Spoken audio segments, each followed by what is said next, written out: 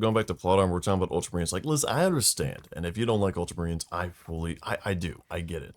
It's not that I don't like the Ultramarines. Honestly, if I think deep down, I don't like the way they're written. That's my problem with the Ultramarines. Is the way they're written is very, very Mary Sue. Like, it's almost like the girl boss bullshit that we get nowadays. Brother, with brother, movies. brother, theoretical, practical. That was cool. Shut the fuck up. That was cool. You know what also annoys me too is how they yell Gilliman's name in like random ass combat. Gilliman. They're like Gilliman. Like what the fuck? Like It's got a charm to it. It's got charm. It has an autistic charm to it. I can't wait till we get to that one. Can you imagine if like that happened on a regular day, like day-to-day basis?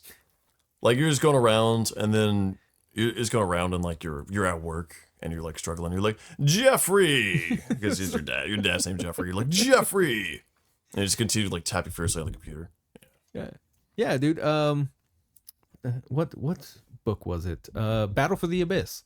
In Battle for the Abyss, fucking book. where you had Skrull from the World Eaters, you had one of the freaking, you had a Space Wolf, and then you also had an Ultramarine. And anytime the Ultramarine got into a battle, he was just like Gilliman, and like, what the. Well, I mean, sometimes when you got like a special little kid, they're autistic. you just, yeah. It's like the Joker scene where he gives the card, being like, "I have this medical condition," except it's just I'm an Ultramarine. it's got the fucking Omega symbol on it or whatever. The toilet seat. The toilet seat, yeah. The toilet seat. Imagine going around and just like handing that out anytime before battle happens. Hello, we're the Ultramarines. You might have heard about us, but here we go. If you have any questions, we have a hotline for special battlefield support. Please call this number. It is toll-free, operated 9 to 5. Terran time.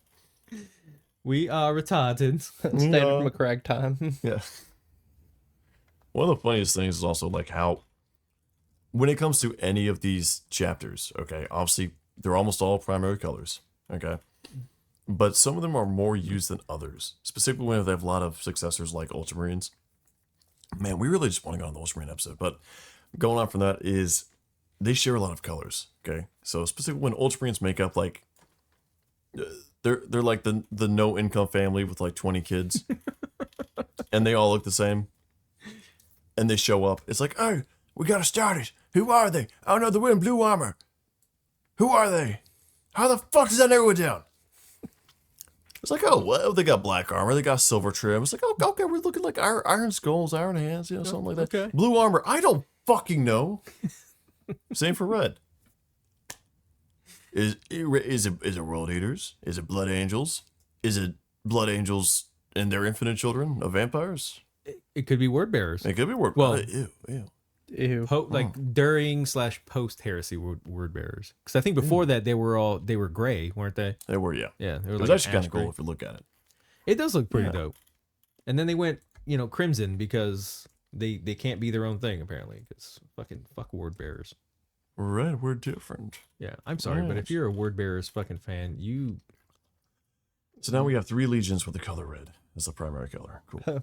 Not wrong. Don't even get me started. Already slayed one word bearers fan. Dude, honestly, dude, when I saw that, I was like, no, we're not doing this. Like, oh no, we did it. Yeah, but that's not what the Discord should be about. Like I said, I leave it to mainly you, but also both of you. Where it's like I don't like talking to people. Thank you for listening, but also fuck off. 6 feet apart, go. Yeah, it's like we'll talk. All about social distancing. We'll talk. But for the love of God, I never get in bed. I've had to.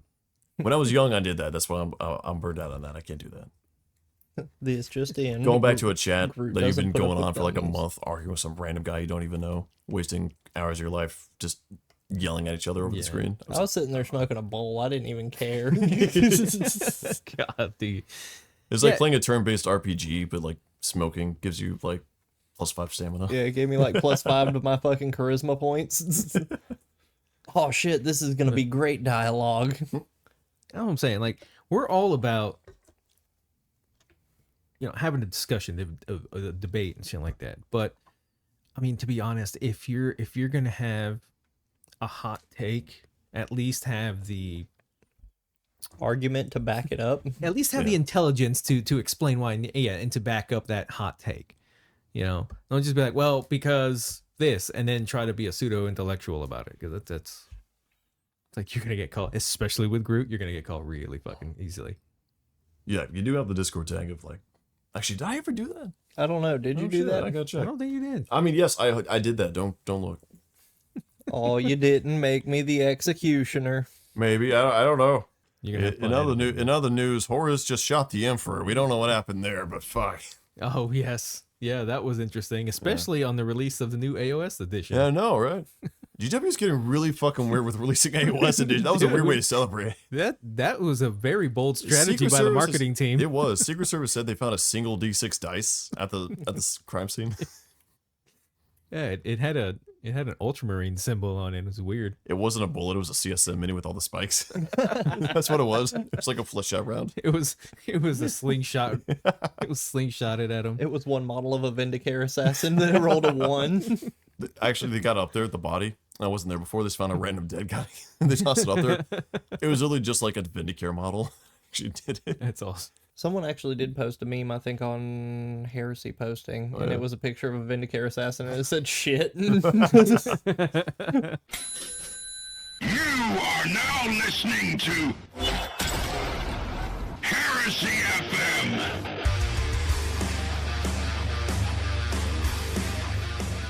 This ain't your commissar station. Boys, it's a very special episode. Ah! It is a very, very special episode. World The fuck was that? brain damage. In your world, in your Yeah. open the door. But it's brain damage that is repaired and then destroyed again. Run from the mug god. The world is a brain damage addiction. Go for the go. You put a stuffer back here. I'm a little bit fucked up. Kill me, man. You'll be with me forever and never want you. When the fuck did we get ice cream? Death to the Malt Emperor. No. What do you think about if it was installed? That would impair their speech. Obviously, not how it's actually installed, but if they like fucked up a little bit and they poked the wrong part of the brain, that could fuck up the speech to where they aren't. Well, it already kind of does. They can't speak for like 3 seconds without having a twitch or some shit. Oh, they just got Tourette's. Yeah, that's exactly it. It's like a violent form of Tourette's. Please excuse my children. They're non-verbal. Please, my children, they're on the spectrum. Oh God. But we are talking about the 12th Legion, the one and only, the World Eaters, the best boys ever. I mean, that's. I think another Legion with another warm color is better, but I mean, And I think another Legion with a way cooler color is better. Well, I would And yellow. cooler I agree. in more than yellow? no, that's a warm I color. would have to. What do you got against the Lamenters? Fuck you. I would have to venture to say that Filamenters. you're both wrong.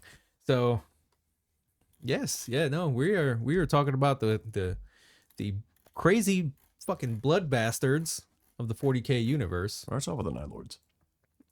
No, they're the foreskin. They do. Oh, yeah. Yeah. Well, that's another group we pissed off.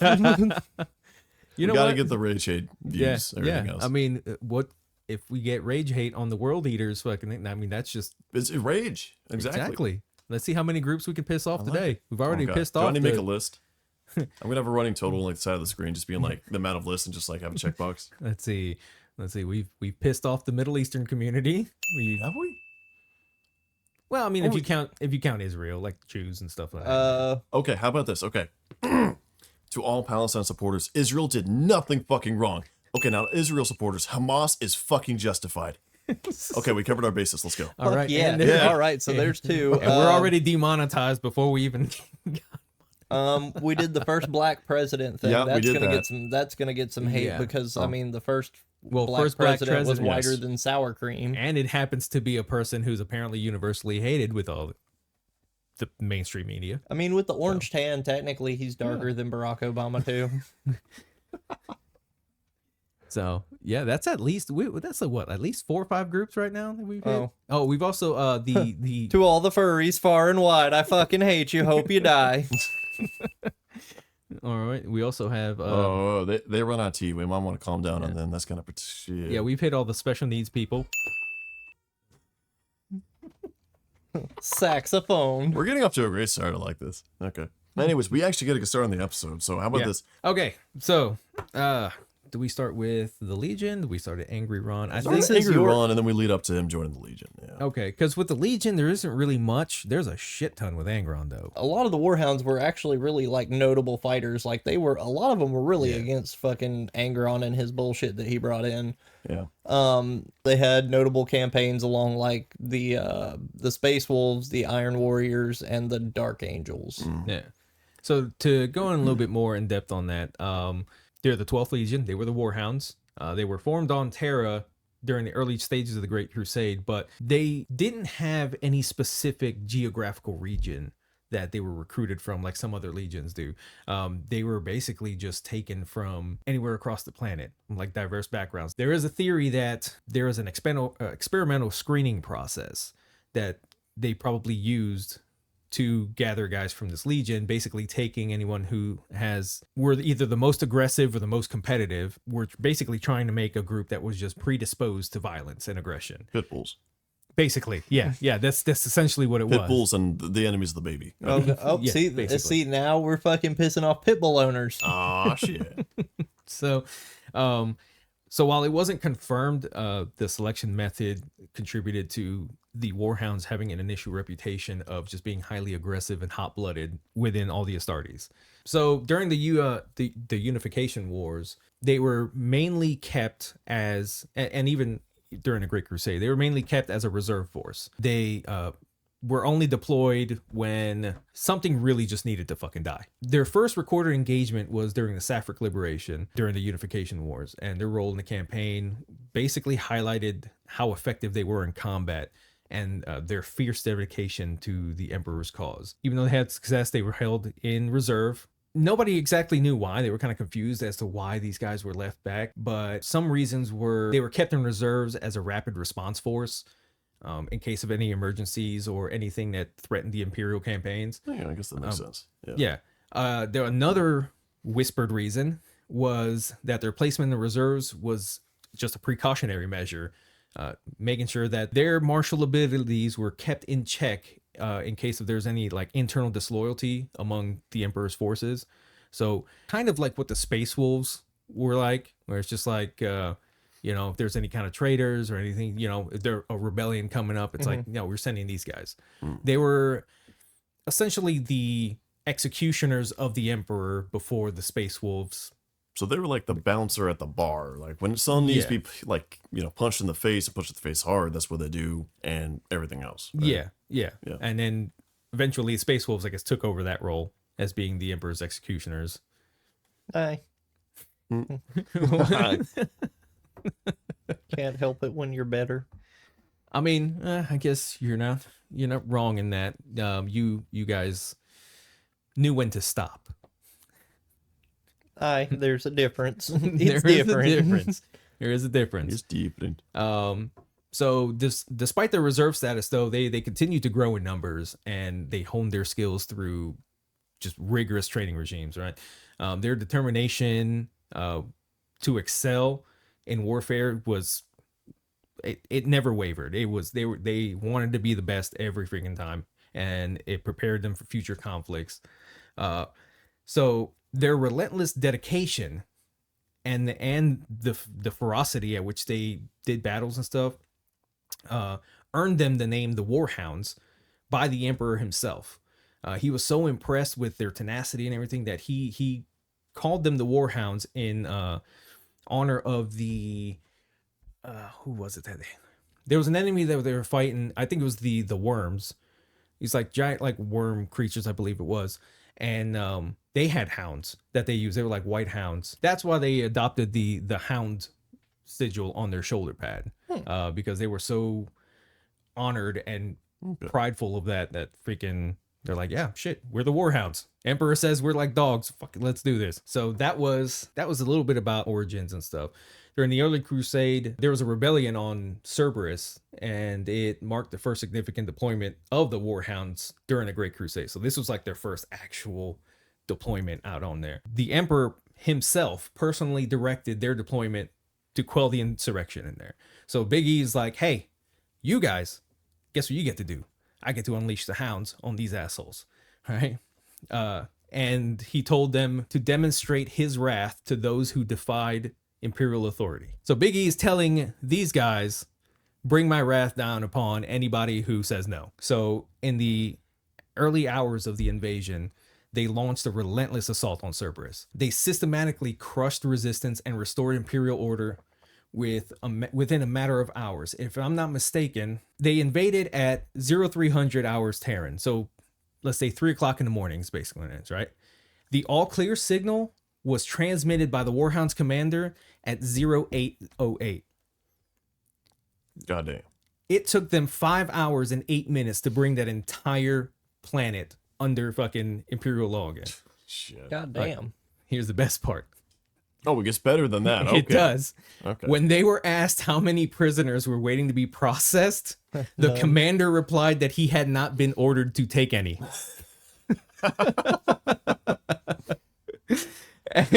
So they had some attached Imperial troops, Imperial Army troops, sent into Cerberus in the aftermath to kind of go clean up and everything. Those guys reported discovering scenes of just butchery and massive casualties on both sides. Fucking damn. like, so these guys were already, I don't want to say psychopaths, but they were already on the level. They seem like the nuclear option, right? Yeah, they were. That's exactly what they were. They were what the Space Wolves are in 40K, but with no restraint. Mm-hmm. So Fair. no, because even let's what was it, the Prospero Burns? He was sent in. He was supposed to kill Magnus and what Horus said and shit, but his original thing was just to go there, capture them, and bring him back. Yeah. And shit. Had Horus not interfered, whatever. But even then, he fought Magnus. They all fought each other and shit, and they didn't really massacre anybody. So that was If I that. can't break your spirit, what about your body? Right. And I'm sure had Magnus not fucking disappeared, he probably would have been captured and brought back either way. Or fucked. That was their first actual deployment. Now we go on to the Bloody 13th. Probably one of the coolest fucking names you can give something. So as the Great Crusade progressed, you had the Warhounds organized into the 13th Expeditionary Fleet. So there were a bunch of other ones, but the vast majority of the Warhounds, it was around like 8,000 legionnaires, were grouped into the 13th. They had other naval elements and things of that nature. As the Crusade wore on, they started growing in numbers. And they included elements such as like Feral World tribesmen, abhuman troops, and assets like the Titans of Legio Audax and warriors of Numan gun clans. So the the 13th Expeditionary Fleet was not just Astartes, but it was just massive. Like pretty much anyone that was a nuisance or bad news to anyone else. So they kind of strayed away from the typical expeditionary fleet kind of composition, right? Because we have for all the legions, you had like one main fleet that was comprised of like vast majority, like bulk of their legion and Astartes. And then you had other expeditionary fleets that was like Astartes working with humans, everything else. But of course, the humans were like standard. Obviously, they weren't Cadian, but they were very based off like Solar Auxilia type deal. Yeah. Very trained, regimented. And then you got the Warhounds, just like, hey, you can throw a spear. Fucking get in here, bitch. Yeah. Yeah, exactly. It says that the Titans of Legio Audax and the Numan gun clans were both powerful elements, but their conduct had fallen under, suspicion and distrust. So it's believed that the War Council is deliberately put them with the 13th Expeditionary Fleet as a way. Basically, the 13th was a way for everyone who was either distrusted or just under some kind of suspicion, was a way to consolidate them all into one spot and keep an eye on them. Let's put all the troublemakers here in one room. I'm sure this will turn out good. Yeah. it showed a tendency to cause massive destruction and loss of enemy life during the campaigns. So when you have a bunch of people like that, there was a tendency for collateral damage to be a 100% possibility. So their operational reputation. So the Warhounds within the 13th Fleet, they gained a reputation as shock troops because of their ferocity and uncompromising approach to battle. Their deployments were often characterized by either overwhelming victory or extensive carnage. One of the biggest things, there's a quote. It's interesting. This one is by Sanguinius. He says, "The Emperor is assembling a carnival of monsters for his amusement, although I doubt whoever he unleashes them upon will see the jest." And that was Sanguinius upon reviewing the muster rolls of the 13th Expeditionary Fleet. Jesus Christ. Yeah. Imagine how fucked up you have to be for Sanguinius to call you a monster. This is the same guy who led like Kur's Jettison, by the way, and not Central. But he looks at the World Eaters, he's like, oh, fuck this shit, dude. Well, the Warhounds at this point, but yeah. Yeah. He looks at the whole like Legion. It's like, oh, okay, Oh, yeah. No. This is a bloodfest here. Geneva checklist, okay. Yeah, you're talking about the guy who like considers himself a monster. Yeah. So basically, the Imperium had a formation of dudes that could be deployed where you needed to just completely annihilate the enemy and everything. They got some A-team stuff going on. Yeah. Literal nuke, like you said. It's like they were sent in to be the nuke. That was it. So they're so they had a very aggressive combat doctrine and stuff. But it says that rumors were circulated about the Warhounds with other Imperial forces. They were shown to have harsh discipline and intolerance for perceived weakness or failure among the allies. So basically, one of the biggest things was, I believe they were on a deployment with the Space Wolves, and they would keep themselves away from pretty much everybody else. And anyone, it didn't matter if it was another Warhound or one of the other forces that were mustered with them, like the Newman gun clans or any of them. If they perceived any kind of weakness from that person, they would immediately just harsh discipline, to include just killing them outright. I believe they were called out by one of the Space Wolves about it, and they basically just told them to mind their own fucking business. Like, this is how we do things. Go the fuck away.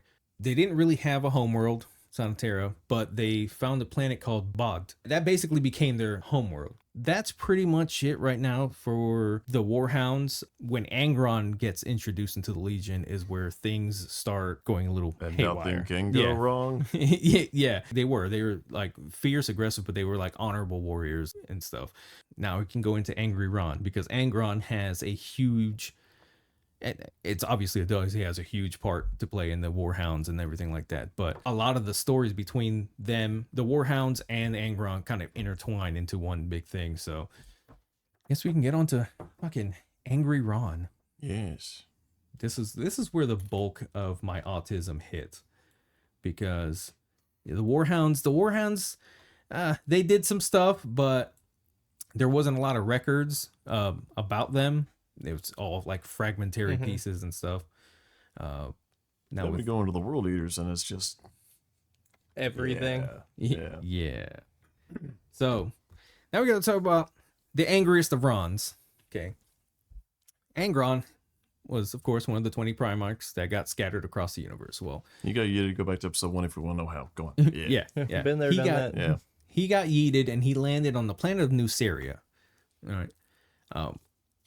He landed in the mountains out there, and he was found by two slavers. And when the slavers came up and saw him, he was surrounded by dead bodies. Now, there are some accounts that say that those dead bodies were like bandits, but Imperial scholars later on started theorizing that they were possibly Eldar bodies. They were Xenos, possibly Eldar, who had been sent to try to kill him because they foresaw how he was going to be in the future. Either way, they all got deaded, and he was there. He was a little hurt and whatever, but the slavers grabbed him, and they took him back. They nursed him back to health. And then once he was back to full health, they immediately sold him off to Deshea and House Thalkir. Okay. Angron's just waking up like, oh, yeah. Thank you so much for saving my life. I'm eternally grateful. Are you my father? Slavery. Yeah. They nursed him back to health, and as repayment for nursing him back to health, they sold him off to another slaver. It's like that's how they got their money back from That'll from cover helping my him. supplies I We use. want to Yeah. talk about butterfly effects, dude. Holy shit. Yeah, exactly. Because so at the end of the day, it hinges upon like that $500 hospital fee, and they're just like, yeah, I mean, we'll make it back by selling you, and then by consequence, basically damning, unironically, trillions and trillions and trillions and trillions and trillions and trillions of souls, a civil war, and the eternal fuckery that is 40K For a $500 medical bill. Yeah, exactly. Exactly. Yeah. So he was brought to the ruling masters of Nuceria, who were known as the High Riders. He was, unlike other Primarchs who like landed on the world and were like nurtured by, someone with the exception of Kurz, he was just subjected to brutal treatment. He was eventually taken to Deshea, which is the capital city of Nuceria, and that's where his life just even got shittier. So they immediately threw him into like his first time in Deshea. So he was down in the Gladiator Holdings. He didn't know where the hell he was. All of a sudden, they throw him into a pit. And this pit has a giant ziggurat in the middle of it, right? All of a sudden, the pit starts filling with acid. So him and a bunch of other, there were like at least 100 other slaves in the pit. They're all climbing the ziggurat to try to get up. Some are just fucking killing other people. Some are like pushing them off, falling into the acid, trying to save their own asses. And this continued up until the top. He made it to the uppermost platform. There was one other person up there. It was like them two left. That dude tried to grab Angron and throw him into the pit, whatever. Angron, being even as a kid, a fucking Primarch, immediately yeeted this motherfucker off. Like, just threw him right into the fucking pit. That's a mistake. Yeah. So that was his first battle in the arena, right?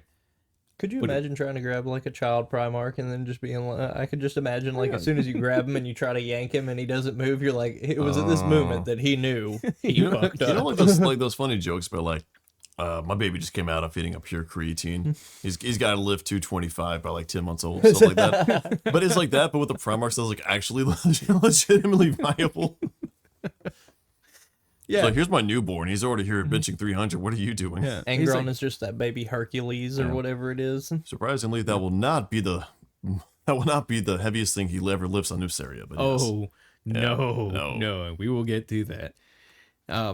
So many years he's in the gladiator pits. He quickly rose to fame, and he earned the nickname the Unbeaten. So while he was there, he had no name or anything like that. So they were trying to figure out what to call him. His name was Angronius of Nuceria. Okay. Angron for short, right? Wait, you told me this entire time this guy's running around killing millions of worlds and everything else, and this Angronius. And this motherfucker's name is Angronius. Angronius. Yeah. Angronius. Yes. It's like being called, oh, behold, the Slayer of Worlds, Eugene. Well, Eugene may be a shitty name, but he fucks. But yeah, that was an interesting thing too, because I didn't know. I thought it was just Angron. But yeah, apparently it's Angronius of It takes too long to say. Yeah, that was his original name. Yeah, brain damage again. They named him Angron, or Angronius, whatever, which in the Nucerian language translated to Child of the Mountain. So he was named Angron Thalkir. Thalkir was the house that had purchased him. So Angron, Child of the Mountain, and he was owned by the Thalkirs. I've seen Roots. They take on the last name. Yes. It basically showed who he was the property of. Right. I feel like if you want to watch Angron's story, all you have to do is watch 12 Years a Slave and then watch Gladiator, and you'll be fine. Combine the two right there. Yeah. So his prowess in the arena was fueled by anger and pain inflicted upon him. Like, he became a fan favorite in Deshea. Didn't Gladiators ever sung slave songs?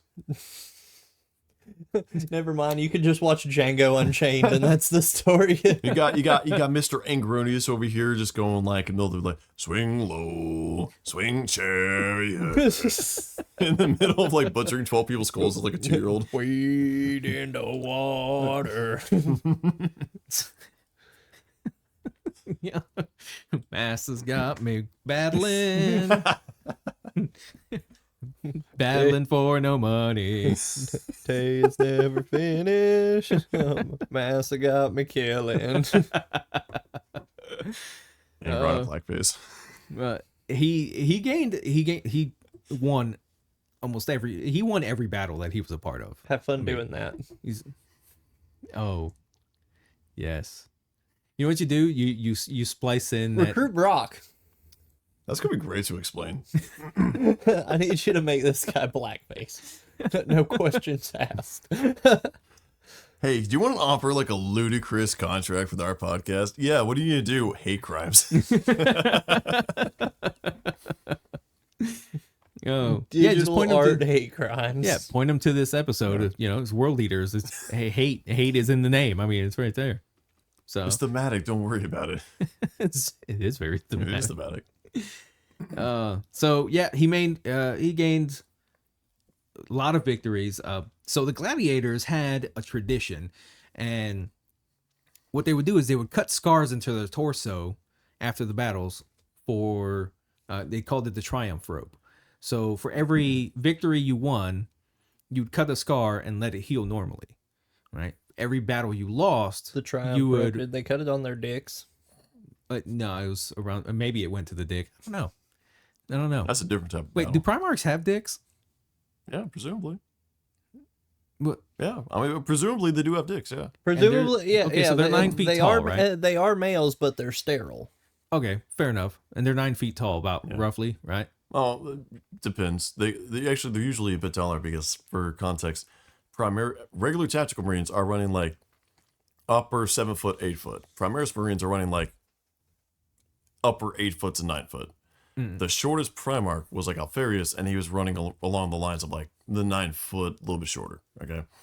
And then even after that, Lorgar was also like, he was tall. He's a Primarch, but at the same time, he was like on the shorter end. So you're looking at he was more like 10. But then we have like Vulcan, he's like 13 feet tall. So on average, about 12 feet, basically. Yeah. I'm trying to imagine somebody. Yeah, so you're looking at about an average of, let's see, we'll say on the small scale, your average dude is like 3 inches. So times 3, that would be your average small Primarch is 9 inches long. Okay, so you see where that's not including. That's not. Hold on. So now we have to think about Vulcan here, who is. Well, all I'm saying is that also Fulgrim apparently had many wives. Granted, probably from political marriage, but also, I'm just saying, we never hear any reports of any dissatisfaction. Take from that what you will. I mean, Vulcan's wearing his like a belt, so I can. Yeah, bro, it's got to be at least 2 foot long. You ever seen? I hate to even reference this. You ever seen? Shit, what was it called? The animated show of like a mob boss who lives in Canada. Mob boss that lives in Canada. Forget about it. That was what it's called. It's actually decently good. It's sort of like a half. It's not like a ripoff, but it's in the same line as like Family Guy, all that stuff. It didn't run for long. A long story short, one of the running gags, they have like a Canadian Mountie by the name of McCool and all this stuff. But in legal court, he fought the right to not wear underwear. So the entire show, he just has apparently a like foot-long dick sticking out of his, like not sticking out of his pants, but you see the bulge going all the way down to like his kneecap the entire time. So apparently that's to deal with the Primarchs. Or is it comparative to size? I don't know anymore. Enough about Primarch dicks. Anyways, this is getting too awkward. All I see is Vulcan wearing his like a Saiyan with his tail. He's black. This is even worse. Shit. That's what I'm saying. It's like a Saiyan tail. It just wraps around his waist like a fucking belt. Oh god. It's like, my dick. Look, we found out from the fucking from the Bukkake episode. The Bukkake episode. The subsonic semen. Yeah. That's a good title for it. Subsonic semen. Yes. That should be the new next hit single. Who's singing it? Fulgrim. Yeah, I would say Fulgrim. How fast did Primarch semen go? Well, we did the Astartes. The Astartes was like 800. Primarchs are like. What are Primarch? I would have to say I would have to say double it. Double it and pass it to the next person. So like if the Astartes was it like 829 miles, I would say double that, and it'd be like 1,630 feet per second. But I'm thinking about this like human to Astartes is not doubled, right? Because you got to have several muscle-wise. Astartes several leagues above a human, right? Yeah. Otherwise, we'll be looking at like 50 Yeah, we miles were an looking hour. at like almost 12 times. Yeah.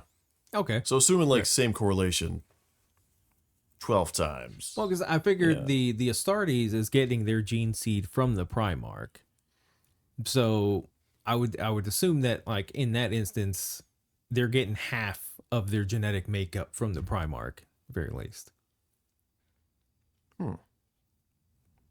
Man, this is Oh God, we're getting way off topic. Okay, here now. anyways, back to we're gonna, Angronius. yeah, we're gonna have to. We'll do the math on that, and we'll come Yeah. up with it for the Ultramarines Put in episode. comments, Yes. what do you think? Take a guess. Anyways, Yeah, Take a guess. Guess the number. Whoever's closest.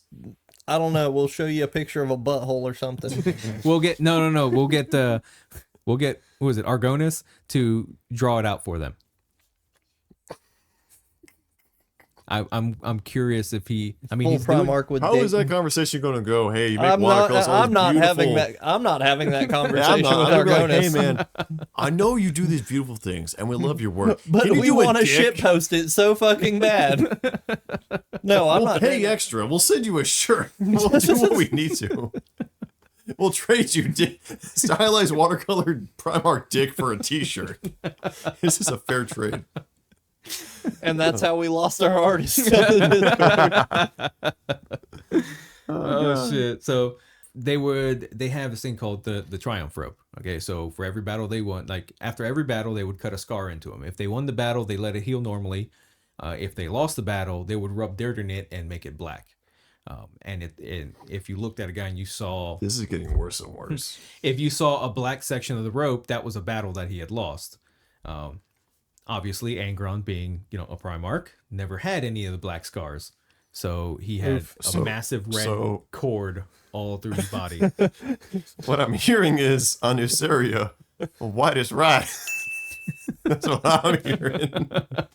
I'm hearing a lot of segregation. Oh. going Yeah, this on. is kind of the Hey, blacker, there's another the blacker, group we pissed off. There you go. the blacker you are, the worse you are. This is kind of fucked up, Corn. Hey, man. This is your legion, not mine. Yeah, I mean, you're you're right. taking the This is blood. my legion, but it ain't my planet. So, Vulcan goes to the planet. Man, how many battles he lose? Shit. so during, God damn it, went from Primarch dicks to now we're fucking. We're never gonna make it to the end of this. Guys, we were shadow banned by YouTube. I don't know why. We're wanted in the lower 48 for hate crimes across the board. Verbal hate crimes. That's, Yes. that's Well, at least in California. welcome to For the Serpent's whatever Lodge. reason, 49 and 50 are okay. Guess which ones? Put in comments. No, seriously, put in comments. We need to know where to move. They're after us. Arkansas and Oklahoma. Probably. Well, possibly Alabama. Oh, yeah. We'll see. All right. Yeah, but roll 10. So- I don't want to go there. So during his time as a gladiator, all right, back on topic, Angron formed a really close bond with another gladiator. His name was Enemaeus, all right, and Enemaeus became something like a father figure to him. All right, he provided him guidance, support, and like gave him a sense of camaraderie amidst all the brutal shit that's going on. All right. Them two would go on to fight a lot of battles together, one of which they were basically a team battle, and they beat all their opponents. So the High Riders were like, oh, okay, we got a special battle for you guys. Well, not really special, but it's like, okay, you're doing so well. Let's pit you against these two Ogrins, right? Because two Ogrins come out. These two Ogrins have the Butcher's Nails installed into them, right? And those two Ogrins were like the big baddies Like of autism everything. versus Down syndrome shit. Yeah. They fought like freaking crazy. Angron actually got a good fight out of this. Enemaeus did get hurt, and there was one point where Enemaeus was about to be killed by one of the Ogrins, but he was saved by Angron. Now, if I remember correctly, I think Angron freaking just yeeted his axe right into the dude and like split him. Nice. And they ended up winning that battle. everybody was cool. Well, the High Riders were not about this. So the High Riders like, okay, we've got a special match. It's going to be Angron versus Animaeus, a fight to the death. Well, Angron said, fuck no, not doing this. All right. It's like, we're not fighting. We're not doing this. You're not going to make me do this. So the High Rider's like, okay. Well, he turns to the fans in the crowd and everything. Goes to the crowd. He's like, so what do we do with people who decide to defy orders? One word comes out from the entire crowd being chanted that will forever change Angron's life. All you hear from the crowd is nails, nails, nails, nails. So that's how they chose to punish him, right? They implanted him, they subdued him, and they implanted the butcher's nails on him. And it describes there's a what book was it? I just listened to the damn book. I think it was a book called Deshea. They describe exactly how the process went. And during he was asleep throughout the whole thing. All of a sudden he just jumps up and is in immediate pain. And he is thrashing about. He is like, I think he killed a couple of dudes that were in there. Mm-hmm. But they finally, got him control, and they threw him back out in the arena. And they put him against Animaeus. So the butcher's nails, for those of you who don't know, they're cybernetic implants, and they're designed to enhance aggression and combat prowess. But it's at the cost of intense pain and uncontrollable rage. So as long as you're angry, the butcher's nails are fine. If you are not angry, it is starting to bore into your brain and causing uncontrollable pain. And well, Angron, being a Primarch, these things were not made for a Primarch's fucking brain. So they threw him back into the arena with Animaeus, right? Animaeus didn't fucking know what was about to happen. Well, he knew what was about to happen to him, but he was like, fuck it, it's gonna happen. Like, he was trying to talk Angron out of it. Angron went into a fucking blind rage and killed Animaeus. Didn't even know what he was doing. He was just now we're at the second step of this butterfly effect. So the first one was medical insurance. The second one was, unironically, if he had like a little bit less morals and brotherhood, he would have killed him, but he wouldn't have had the nails. Right. How different history would have been if no nails?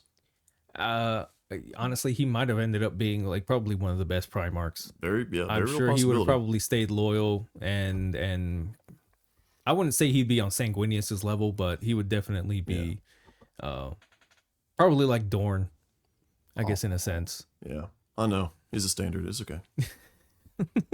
So, he went into a blind rage and killed Animaeus. Right? God, wouldn't that be weird? A fucking Angron keeping Russ in check. Imagine Angron and Russ playing Regicide. Just sitting down, just for hours playing Regicide. Yeah. And you gotta think too, freaking, he might have actually been able to help Kurz. Damn. Ooh, god damn. I didn't think about that. Yeah. Holy shit. Yeah.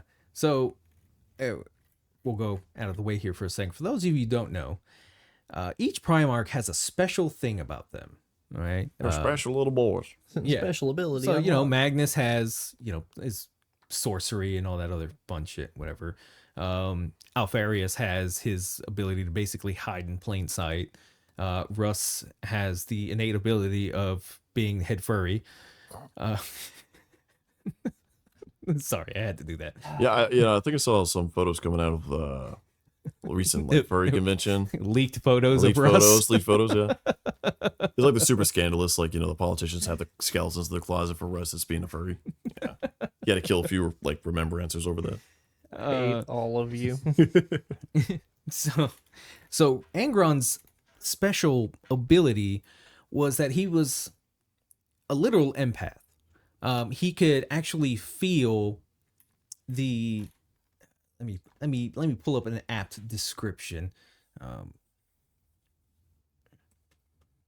Oh shit. He could literally feel what the other person was feeling. He had an inherent psychic ability which allowed him to not only feel but also somehow absorb the pain and negative emotions of others. And he used this to calm child slaves in the caves of Nuceria. So, him being almost a literal empath, imagine how he would be with Kurz. He might have actually helped cure Kurz of his I fucking don't want to mania. feel sad this episode. Now I'm feeling sad. Yeah. And well, he probably would have helped Ferrus Manus, but Ferrus Manus kind of lost his head in that one, so there was nothing to feel after that. But yeah, so had he had the Butcher's Nail never installed into him, he might have actually been one of the he might have actually been able to stop the heresy. You know, being able to talk to Horus and you know, kind of alleviate him of all that shit. But they didn't. He got fucked. But moving on to the moving on on. down to the story. All right. So after he killed Animaeus, right, it said that he howled like a beast for 3 days. You could hear him all through the gladiator pits and in the caves and everything, and he is just howling. All right. Following his death, Angron was, not just because of the nails, but he was superbly fucking pissed. He was so tired of the high rider shit, being a slave, being all this, like being treated the way he was treated. So he had enough, and he planned for years a revolt. Right. And he planned it with his fellow gladiators, and there's a giant. This was like supposed to be one of the biggest gladiatorial games that was ever held. Right. Him and he had, I think, a couple hundred, if not like, yeah, I think he had a couple of hundreds other gladiators with him and stuff. The games are starting. You know, they were doing things. All of a sudden, him and his gladiators jump into the crowd and start mercilessly slaughtering everybody. Based. Fucking guards, women, children. Anybody who was in the stands was getting it. Okay. Like, they were catching them hands. Right? Oh. They overwhelmed the guards, they seized the weapons, and they fought their way out of the pits of Deshea. Okay, right? sure. They killed a lot of spectators, but 6 million spectators? Really? I'm not sure about that. I Maybe don't think that was enough. Yeah, it wasn't 6 million enough. wasn't enough. 6 million wasn't enough. Next, okay. Well, we already pissed off the group. We can't really go tally that again, or can we? We can tally it We times can tally two. it times Yeah, two. yeah, times that's two. fine. I mean, yeah. maybe the first time wasn't enough. Yeah. In case you thought we were sorry, bitch. So this led to riot and unrest. That breakout quickly escalated into a citywide unrest as even oppressed citizens and sympathetic slaves joined in on the rebellion against the High Riders. That sounds like Angron came up with a final solution. He did. That is not wrong. Well, in blackface too. That makes it more impressive. So it's said that they not only burned down the city and everything like that, but they also destroyed several other cities. If I'm not mistaken, there were about 7 cities that were destroyed in the wake of all this. And trying to see if they were given. Yeah. So this went on for years. They were going through, they were like destroying cities and then running away from all the armies that were trying to subdue them and kill them and, or capture them and stuff. They finally ended up in the mountains of Nuceria, these like harsh mountains and stuff. And with all the constant fighting and running and stuff, not only did the gladiator numbers dwindle, but they were also, running out of food. They were dying of starvation. It got to the point where Angron was literally feeding them his blood to keep them alive. Right. However, the path of destruction that they got through, it earned them the name the Eaters of Cities. Right. Remember that, because that'll come into play later. So they were struggling to survive up there. It gave them a strategic advantage where they were, and they were holding off pretty well because all the enemies were finding it hard to adapt, given the snow and all the storms and stuff. So yeah, they basically were. Angron basically came out as like a figure, as a legendary figure amongst all the rebels, as a dude who rose, started at the bottom. Now he's here. The final battle was a confrontation deep in the mountains of Nuceria. The High Riders, they were determined to end the uprising once and for all, and they amassed a fucking huge force of elite fucking soldiers and stuff to try and get them.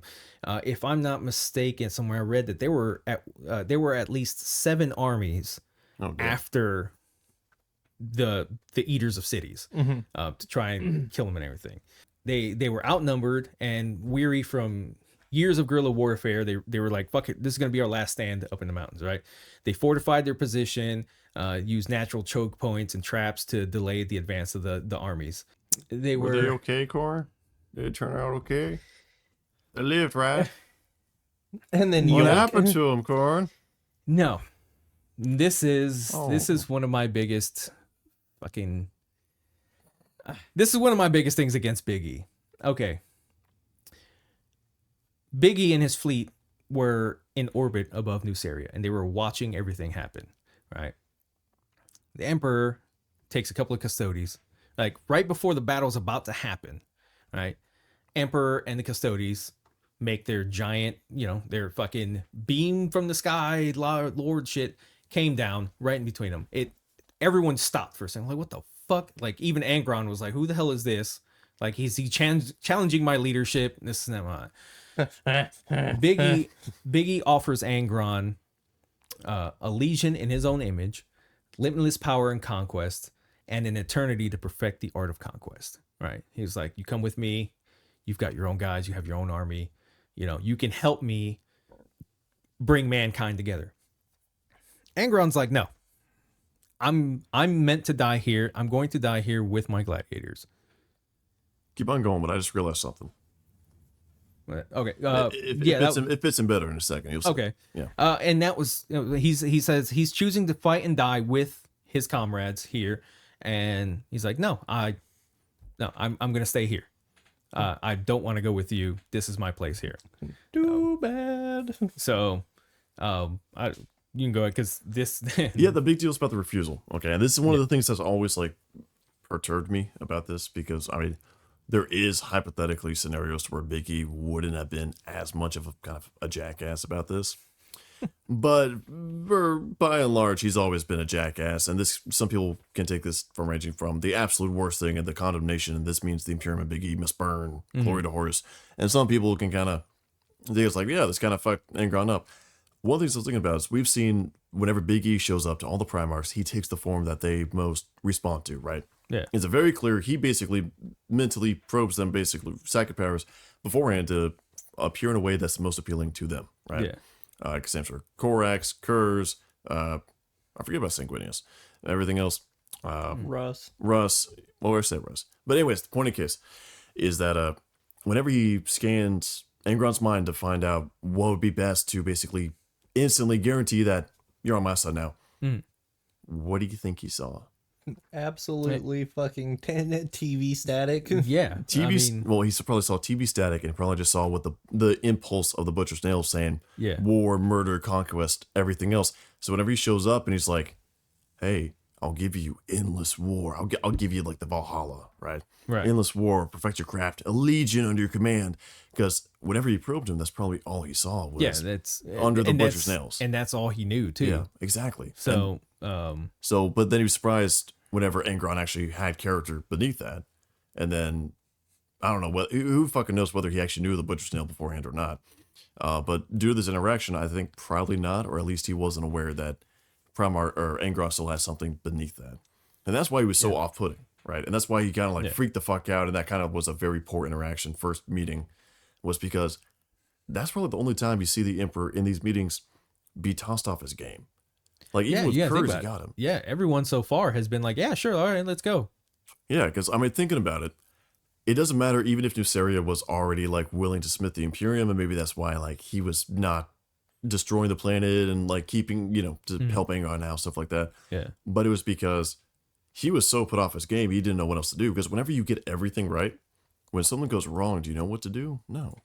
No, I mean, what's that old saying? Even the most well-laid plans never survive the first phase of battle. Exactly, yeah. So, yeah, this was probably the first time Big E was like, hey, whoa, hold the fuck up. Yeah. What? So I'll say not what to... the fuck do you mean no? Yeah, what the fuck do you mean no? Yeah. So Let me look at the script. Wait a minute, I'm not supposed to lose. Let me see the script. Yeah, instead of Big E saying, what the fuck do you mean no? All he did was just reluctantly went back to his flagship, the Imperator Somnium. Yeah. Went back up there, right? And, you think, oh shit, okay, that was weird, but all right, let's fucking do this. By God. All of a sudden, again, Angron is snapped out of the fucking Nuceria. He's just gone.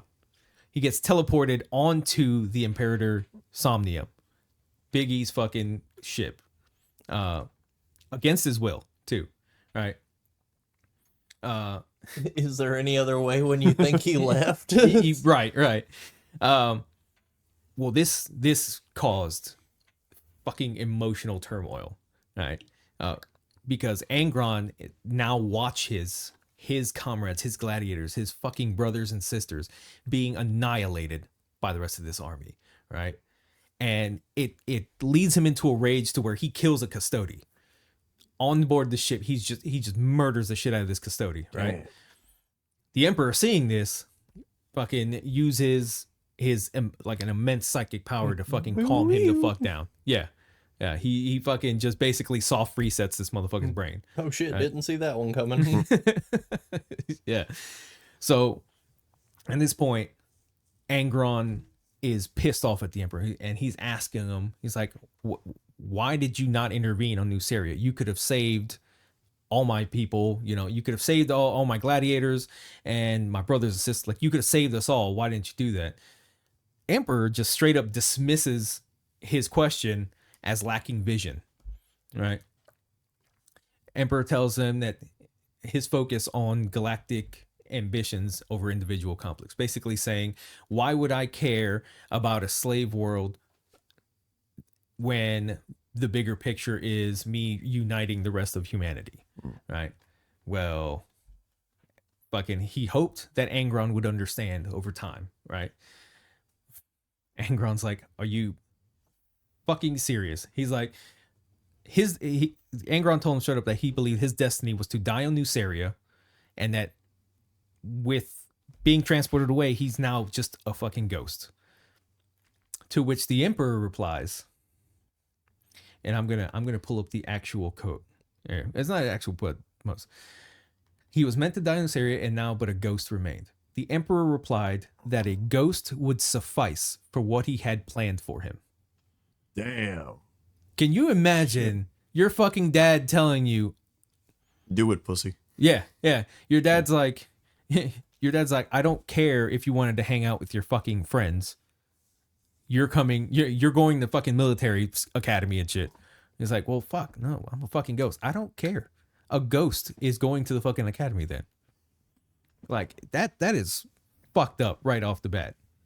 So before he can even respond. Oh no, that's pretty much ultimate parenting right there. You've ruined my life. Well, I guess your fucking life is ruined, man. How about you're still stuck with me? Dude, yeah, exactly. Again. So before Angron can respond to that, he's immediately transported off the ship and onto the Adamant Resolve. The Adamant Resolve is the flagship of the Warhounds, right? And he's transported into his trophy room, right? Well, fucking the rest of the Legion is oh shit, Dad, you're alive. Dad, why are you coming near me with the beer bottle? Dad. So there's that's pretty much what it was, because it's your fault Dad didn't save me. It's your fault Dad didn't let me die on the planet. Yeah. Is that same deal like you ever seen like the running through the fields to reach each other, and then slowly it's like Romeo, Juliet, Romeo, Juliet, Romeo, Juliet, Romeo, Juliet, and then it's fucking go to kill each other. It's like that. Except it's just like fucking one scene. side. Angron just starts like Angron screaming. He thinks out of love. He gets closer. Like, oh god, you just get fucking punt kicked. It's the fucking into the scene sun. from Madagascar. Yes. So he's transported onto the adamant resolve. All right. The rest of the Legion's like, oh shit, hey, Dad's here. Big E brought us Dad. Fuck yeah. All right. So the Legion commander, Go Gear, meet him. goes to the trophy room to, greet Angron and, hey, welcome to Legion. Oh my God, Dad, it's finally, blah, blah, blah. He walks in there and doesn't last 2 minutes. Angron fucking murders the shit out of him, right? Okay. So everyone else figures this out and like, oh, what the okay, that was, why the fuck? Okay, that was weird. All right, who's next in line? Fuck it, I'm next in line. I'll go in and try to talk to him. Didn't go well for him either. Awkward. 6 more times. Or I should say that was first one, second one, 5 more times. At what point do you just stop sending guys in? At one point, yeah. At one point, one of the captains, Ironically, the 8th. one of the captains thinks he's gonna get smart. He's like, all right, I'm bringing 2 guys with me. All right. God.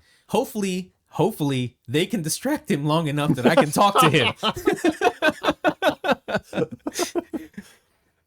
Hey, listen, your entire career as an elite super soldier is now to be basically a meat cushion, and hopefully you're thick enough that he's entertained by the juices flowing out of your body. Yeah. He doesn't look at me. Have fun with that. Yeah. You think they had to draw straws on who was going to be the one who talked? You see, if I was them, I simply just wouldn't. I would simply stop before 7 captains died. This is pretty simple math. I'm just saying. Yeah. Yeah. Can you imagine being like, oh, the president's in a bad state. First general, go on in and deliver something. He just gets fucking shot. Second general goes in, fucking shot. 3 generals at one time shot. I'd be like, okay, we're just not going to talk to him. Never mind. Like, maybe we can talk to him through a door. How about that? Hey, do this on bulletproof glass. How about that? So we got Vox beats. We have the technology. We can do this. So you could just see him knocking on the phone. Do you want to talk now? So yeah, that plan. Build a corpse altar. That plan didn't go well. Not only did those 2 die within like a matter of seconds, but the last dude died fucking horribly. Right, 7 captains and like 2 soldiers dead at this point. Everyone's like, "Hey, okay, so most of our upper echelon is gone. What are we gonna do? Like, how are we gonna talk to him? Like, we got to get him out of there. We got to talk, this Karn, the 8th, the captain of the 8th Assault Company. Oh, first now. He's like, fuck it. I'm going to go in there and I'm going to talk to him and I'm going to try to get through to him. And everybody's like, no, don't do it. Like, did you not see the last 7 guys that walked in there? Fuck it, we ball. A couple times is coincidence. 7 times, that's a pattern. Fuck it, we ball. Yeah, Karn's like, fuck it. He's our father. He is our general. I'm going to go in there and talk to him. Karn walks in and he looks around. Everything is dark except for a few lights. Most of the lights in there have been smashed. There's shit everywhere. Some of the lights that are on, he can see like gore and fucking brain matter splattered around and shit. Oh and my God, it's Angron. Yeah. Oh my God, it's Angron with a steel chair. Yeah. He doesn't see anything. Even with like his infrared, he can just make out body of fucking Angron, whatever, right? Like he can just make out something in the distance. All of a sudden, this motherfucker gets thrown against the fucking wall. Like he is just smashed against the wall. Fucking the entire time, Angron is whooping, like mercilessly whooping this dude's ass. Like he's fucking him up. He's broken a couple ribs. It's fucking coughing up blood. And the entire time, Angron is wondering, why aren't you fighting? Fucking fight me, right? Karn just keeps saying, no, I'm not gonna fight you. Not gonna fight you. One point, this catches Angron off guard. It's like, what the fuck? Why aren't you fighting me? And it's at that point that anytime Karn mentions the Emperor, he gets punched in the face by fucking Angron. At one point, he gets yeeted, like he gets booted across the fucking room. That's how you know he's a multi-wound model. yeah. And finally, he establishes a connection with Angron, and they because they start talking about the rituals of Angron's gladiators and how the Warhound's traditions match up with that. And he's basically getting Angron to talk about, you know, his gladiators and everybody else. All right, and this kind of calms him down a bit. At one point, Karn he's about to mention the Emperor's name, but he like hesitates for a second. And then Angron gets pissed off. He's like, fucking answer my question. You know, he's like, we're serving the Emperor's cause. But no, we want to establish with you. Like, we serve the Emperor, sure, but you're our dad. Like, we want to make you happy. We don't do that. So finally, he calms and he talks to him. He's like, come meet the rest of the Legion. You know, we hold the same things as you guys. All right. So he walks out. And this is the awesome part, because there's a quote here, and I'm gonna pull it up. It's by Captain Drieger. Captain Drieger. They all salute. He's looking around. He's like, how the fuck are you guys warriors? Like you don't fight like we do. Like, you don't have any scars. And this is where he shows them the rope. He's like, this is the rope. I don't have any black segments on my rope. I'm a great warrior. Like, where are your scars? Where are yours? This and that. He goes out, and Karn introduced Angron to the rest of the officers with the phrase, salute the one whose soldiers were named the Eaters of Cities. To which Captain Drieger walks up to him and issued a response that would change the entire Legion. He goes, Primarch, General, your warriors were Eaters of Cities, Lord, but with you to command us, the Warhounds will be the Eaters of Worlds. Roll credits. Yeah, roll credit. Angron goes, World Eaters, World Eaters. So shall you be, then, little brothers. Come with me, then, World Eaters. From then on, they were no longer the Warhounds. They were known as the World Eaters. And roll credits. Yeah. That's interesting. I actually I want to focus on the last part of what he said, because that was interesting. Because in what other Legion do you have whenever you call a Primarch calls what's essentially their sons little brothers? Yeah.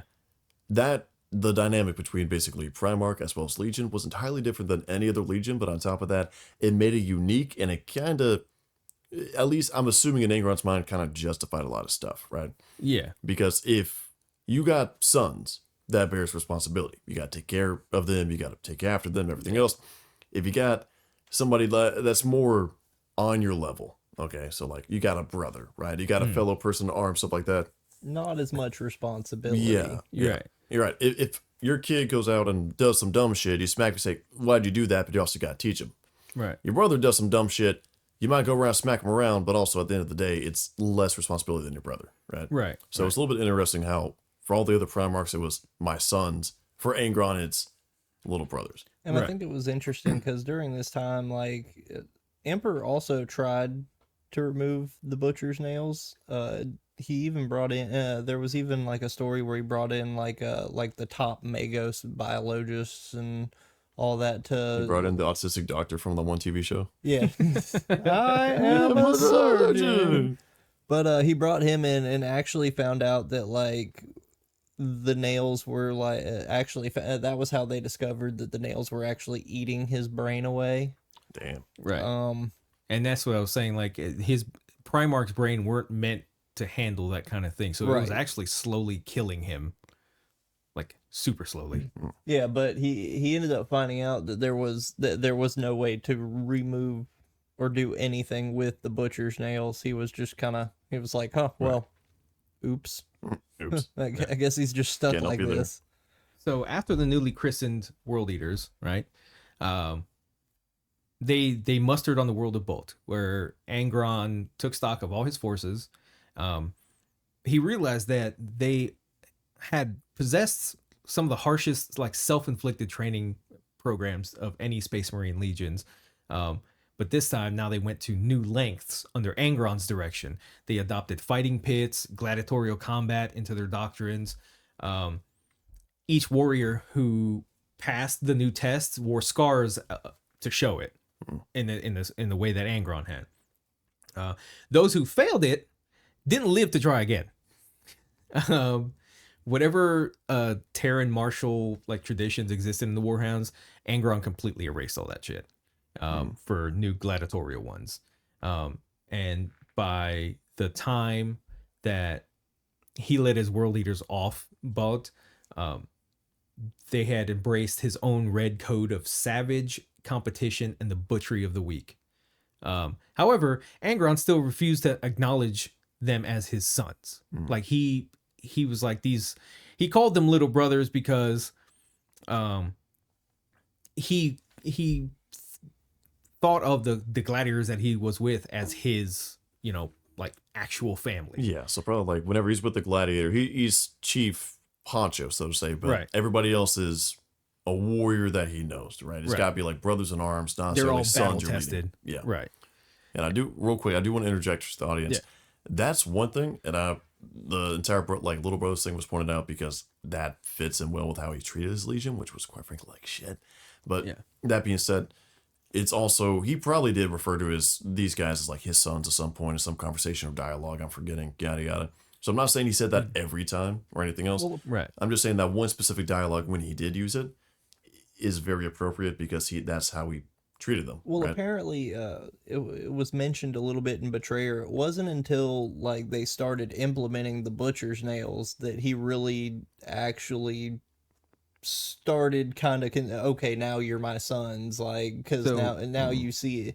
So that actually isn't too far from where we are right now, because he couldn't acknowledge them, like he couldn't form a bond with them because in his eyes they weren't battle tested like the gladiators that he came with. Right.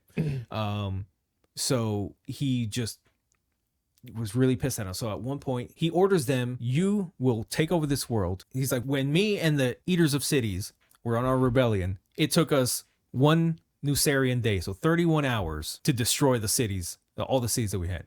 It's like, you have 31 hours from the time of planetfall to bring that entire world under heel. Despite the brutality and even hatred Angron showed his legion, the fucking world eaters were still committed to earn his respect. So while they were doing that, he ordered his apothecary Galen Serlak to try to replicate the butcher's nails and implant it across the entire fucking legion. I believe that was that specifically him, or was that, because this is actually where like my knowledge fades a little bit. Was that him, or was that like Karn or somebody else trying to be more like, Dad, we'll do this as a legion? So, and then it was later ratified as an actual command. I know Karn was like the first volunteer. Yeah, it was a little bit of both. So what's happening is Angron thought that the reason these guys don't know what it's like to be an actual like fighter and be a gladiator like him was because they didn't have the butcher's. Like, the butcher's nails is what gave him basically the post-nut clarity when he's in fucking battle, right? So he was like, he went to Serlak, he was like, I want you to replicate the butcher's nails, right? And implement it throughout the entire fucking legion, right? However, early on in the process, it was extremely fatal. Like, they weren't sure exactly how the butcher's nails worked. They tried to replicate it. It pretty much killed any Marine who they tried to put it on. Angron was so pissed by this, and he was disgusted with his weak sons because they couldn't survive the implementation of the fucking butcher's nails, that he said, he basically did the I'm going to the store for cigarettes thing. He fucking yeeted, like, he just left on, he grabbed a ship and left. Damn. And was gone for 2 fucking years. And for 2 years he lived on this feral world before Karn finally found him and convinced him to come back to the Legion. Needless to say, they never made the 31-hour deadline. They were constantly failing that. So Angron demanded decimation. There was a centurion named Mago. He refused to comply with the decimation. So they were on the planet of Genna. And that was the planet that they were sent to take in 31 hours. Genna was the world that was basically controlled by. You ever seen that movie, the Surrogate? No. Where it's like it was with Bruce Willis. Basically, they're like AI, like robots. When the real bodies are in like a stasis chamber, and the minds are controlling the robots and shit. That was Genna. Genna was like one giant hive mind with a bunch of AI robots. So that was Genna. They were sent there to destroy it. They realized that they couldn't fucking kill everything because they were just robots. They were just basically becoming back and whatever. So Angron got pissed the fuck off. Spoiler alert. Yes. Big surprise. He was thrown into a frenzy and he massacred like several world eaters before his own librarians used their fucking psychic powers to basically put him in a coma. Oh, psychic Xanax. Okay. Yeah. Well, not the coma part, but yeah. Yeah. At this point, it's kind of put a split in the Legion. So Serlac found a way to perfect the Butcher's Nails for mass production. What they had thought was, hey, he was implanted with this in Nuceria. The Nucerians are the only ones in the galaxy who know how this shit work. Let's go figure it out. So with that and Angron being in fucking a coma, they kind of used Angron's brain and the whole structure and figure out how it works. He finally perfected it. Mago was not about that. He was like, no, fuck this. Don't want to do that. So it kind of split the Legion in half. Half were for the Butcher's Nails. The other half were not. This led to a revolt. Mago was killed. Karn became the first world eater to successfully endure the nails. And anybody who was not on board with the nails was either, if I'm not mistaken, they were either killed or forced to get the nails. And now that the Legion had the nails, they went back to Genna. Massacred the entire fucking population of that planet in one night. That's like being effective right there. Holy shit. Yeah. Like this was this it took them getting the nails and they just fucking became ×2 on their shit. And they killed the entire world, and then soon the name World Eaters became along the same lines as the Night Lords, where it's like if you heard the World Eaters were getting unleashed upon you, like you were either A, no, fuck that, no, we're good, or B, you're dead. Like there's no sort of like Night Lords were the the terror part of it. Like they don't even have to show up, everything else. But also when they do show up, it's that effective attrition, right? But also minimal casualties. Space Wolves, you got a target's gonna be dead. World Eaters, you want everything dead. That grid corner's fucking gone, Yeah. Shit like this caused them to kind of be looked down upon by other legions. Other legions were like, well, yeah, we're not about this. You gotta stop. They had a lot of victories, but the problem is that they didn't really bring any worlds into compliance. They just murdered the entire world and kept going. So there we go into the Night of the Wolf. He introduced the Butcher's Nails to the Legion.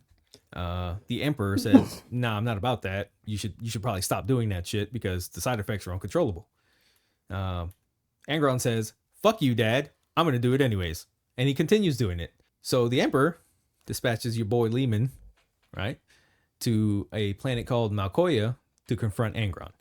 And, Space Wolves demand that the Butcher's Nails thing stop and, the World Eaters stop massacring fucking planets. Well, that's not going well between the two. Yeah, So we did this in the Space Wolves episode. Right. Yeah, that's why I'm kind of just, touching on it. If you want to know about the entire long night. The ultimate showdown. Really briefly, it was like Space Wolf showed up, World Eaters were there, everything else. It was a very tense standoff. Mm-hmm. Shit fucking hit the fan. Long story short, both sides kind of got fucked. Fucking Angron had rust beaten one-on-one combat, but by the time Angron was getting ready to go strike the blow, fucking he had like 10 Wolf Guard like surrounding him with bolters trained on him. Right. Yep. So that being said, obviously the Butcher's Nails continued. Yeah. So the outcome, Lehman retreats, even though he's got fucking Angron dead to right, seeing as the opportunity is just lost on Angron. And Angron sees it as a victory. I noticed that like it fucks with Angron like really bad. Especially when they mention it, Angron will straight up say like, "Oh, I beat him. But there's a lot that are like, Bro, did you though? Yeah. It's Really? like you could have beat him had you not been surrounded by his guys. And- Yeah, you beat him, but at the same time, You won the Yeah. battle. The war was not in your favor. Yeah. Yeah. So now we get into the Horus hearsay. Yay. yeah. So Horus betrays.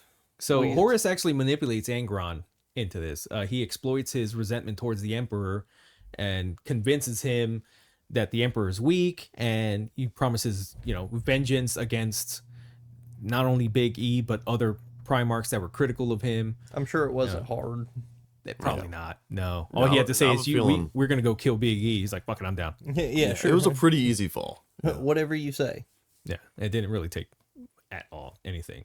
So, yeah, we can start with Isban 3. Yeah, so we've talked a Isvan little 3. bit about it. Well, we haven't really talked about Isvan 3 because No, we haven't. because almost we've everything talked about happens at we 5. talked about Isvan 5.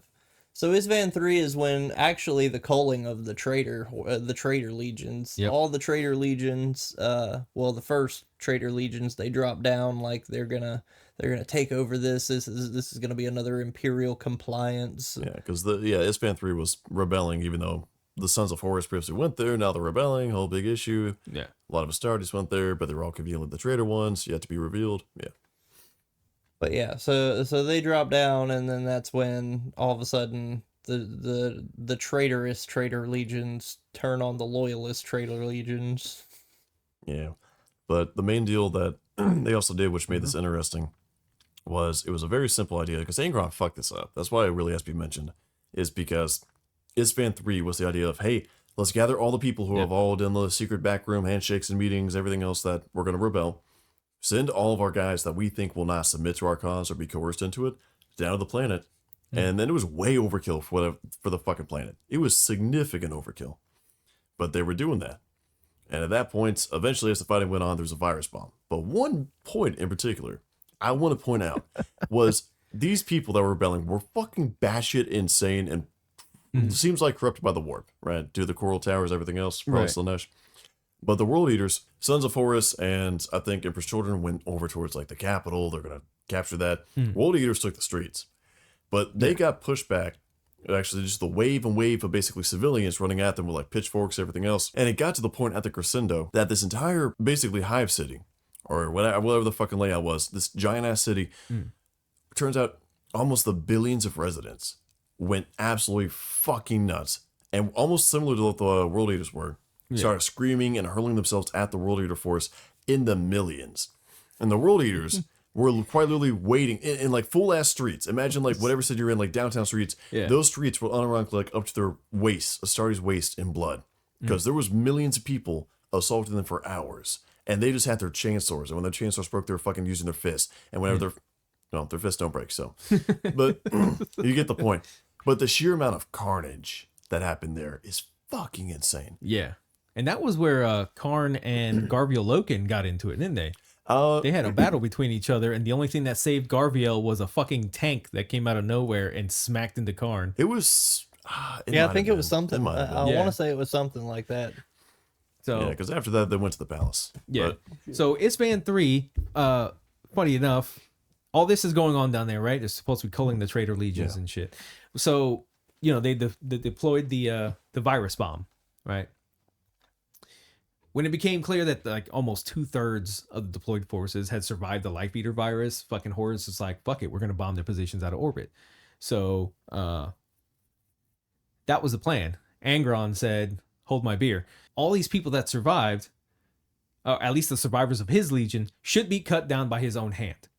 This motherfucker got on a ship and with a full 50 fucking companies of World Eaters at his back and made straight for the largest concentration of his own betrayed troops and engaged them in close combat. one of the biggest things is because the initial plan for Horus and everybody else was that, hey, we virus bomb. And that doesn't get anybody any pockets of resistance because it's going to be like consolidated in the few places that can withstand a virus bomb. Right. We can just shell from orbit, right? Macro cannon solves everything. Right. But obviously, at that point, you're not killing your own troops or anything else, just unlimited, right? Free reign to shoot wherever the fuck you want. Whenever Angron went down, that fighting went from like it's over in a day to like 7 months. Like 7 months of these people. the loyalists of these legions basically going around and holding off Yeah. way numerically superior forces in every capacity and Primarchs, well, Angron. And at this point, they held on. But that bought enough time for basically the Eisenstein, which fled from the Death Guard at the end of the era, to reach Terra, tell Dorn, and for the Retribution fleet to be sent out. Isfan 5 would not have happened if Isfan 3 did not get fucked up. Yeah, and that was on Angron because he jumped down there, and because he was down there massacring his own fucking guys and shit, that caused Horus to be like, shit, I gotta change plans. All right, fine. I'm gonna send some fucking Luna Wolves down there. Well, Sons of Horus, whatever the fuck you want to call them. He's like, I'm gonna send them down there and help out, kill everything. Well, actually, this is also important. It's not just that it delayed the Horus Heresy in the start of it. This entirely changed. This caused the Horus Heresy. Because Horus's initial plan was to go on ahead and basically immediately go to Terra. And then once he's at Terra where the Emperor is, surprise, fucking Jack in the Box type shit. Yeah. Okay. And it would have been easy for him to do that because no one would have been the wiser about Exactly, yeah. Yeah. Oh, here's a fake meeting. Make sure everybody shows up at Terra. it. Yeah. Guess what? Yeah, instant. Yeah, it would have been over in an instant. Nothing could have been fucking done in any capacity. Just instant fucking death. Yep. But because Angron jumped down and the Eisenstein managed to reach Terra before they could, or anything else, Yeah. fucking Horus Heresy. Oh, look, there's butterfly. Butterfly Butterfly effect effects. right there. Yep. Yeah. So he was down there fucking massacring everybody, right?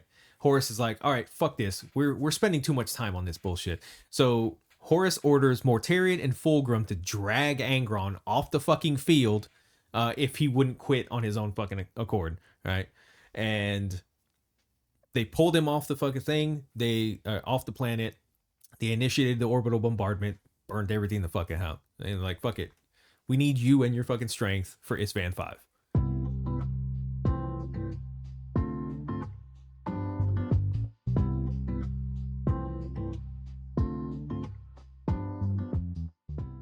They were the only survivors of their glorious last stand, and he had gathered them in the remains of the War Singer's temple. Sons of Horus, Emperor's children, and even a few lost-looking world-eaters. Tarvitz noticed that there were no Death Guard in their numbers, thinking that perhaps a few had survived Mortarion's scouring of the trenches, but knowing that they might as well have been on the other side of Istvan III.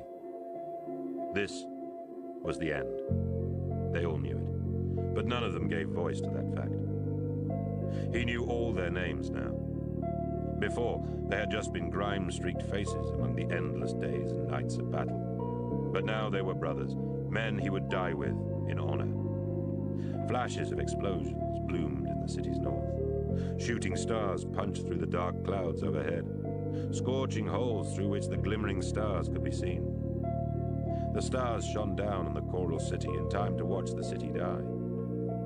"Did we hurt them, Captain?" asked Solithan. "Did this mean anything?" Tarvitz thought for a moment before replying. "Yes," he said. "We hurt them here. They'll remember this." A bomb slammed into the presenter's palace, finally blasting what little remained of its great stone flower into flame and shards of granite. The loyalists did not throw themselves into cover or run for shelter. There was little point. The War Master was bombarding the city, and he was thorough. He would not let them slip away a second time. Towers of flame bloomed all across the palace, closing in on them with fiery inevitability. The battle for the Coral City was over.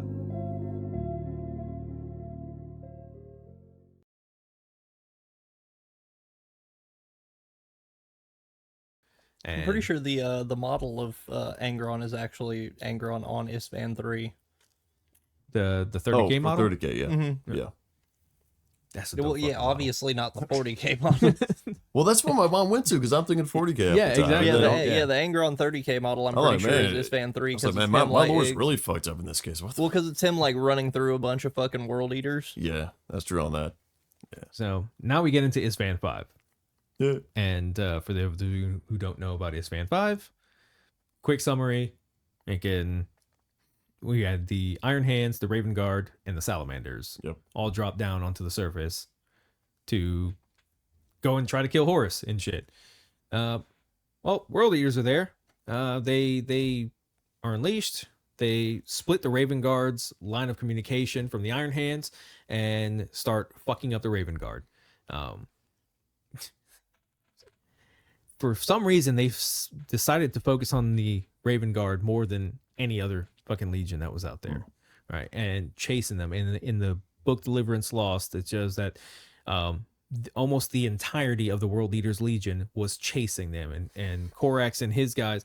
Korax came in with, I think it was like, what was it, like 30,000 fucking, like started with 30,000. Oh no, they have more than, I mean, they were on the lesser end to my knowledge of like Legion strength, but they was still closer to like doubling that. Like, okay. The standard size was 100.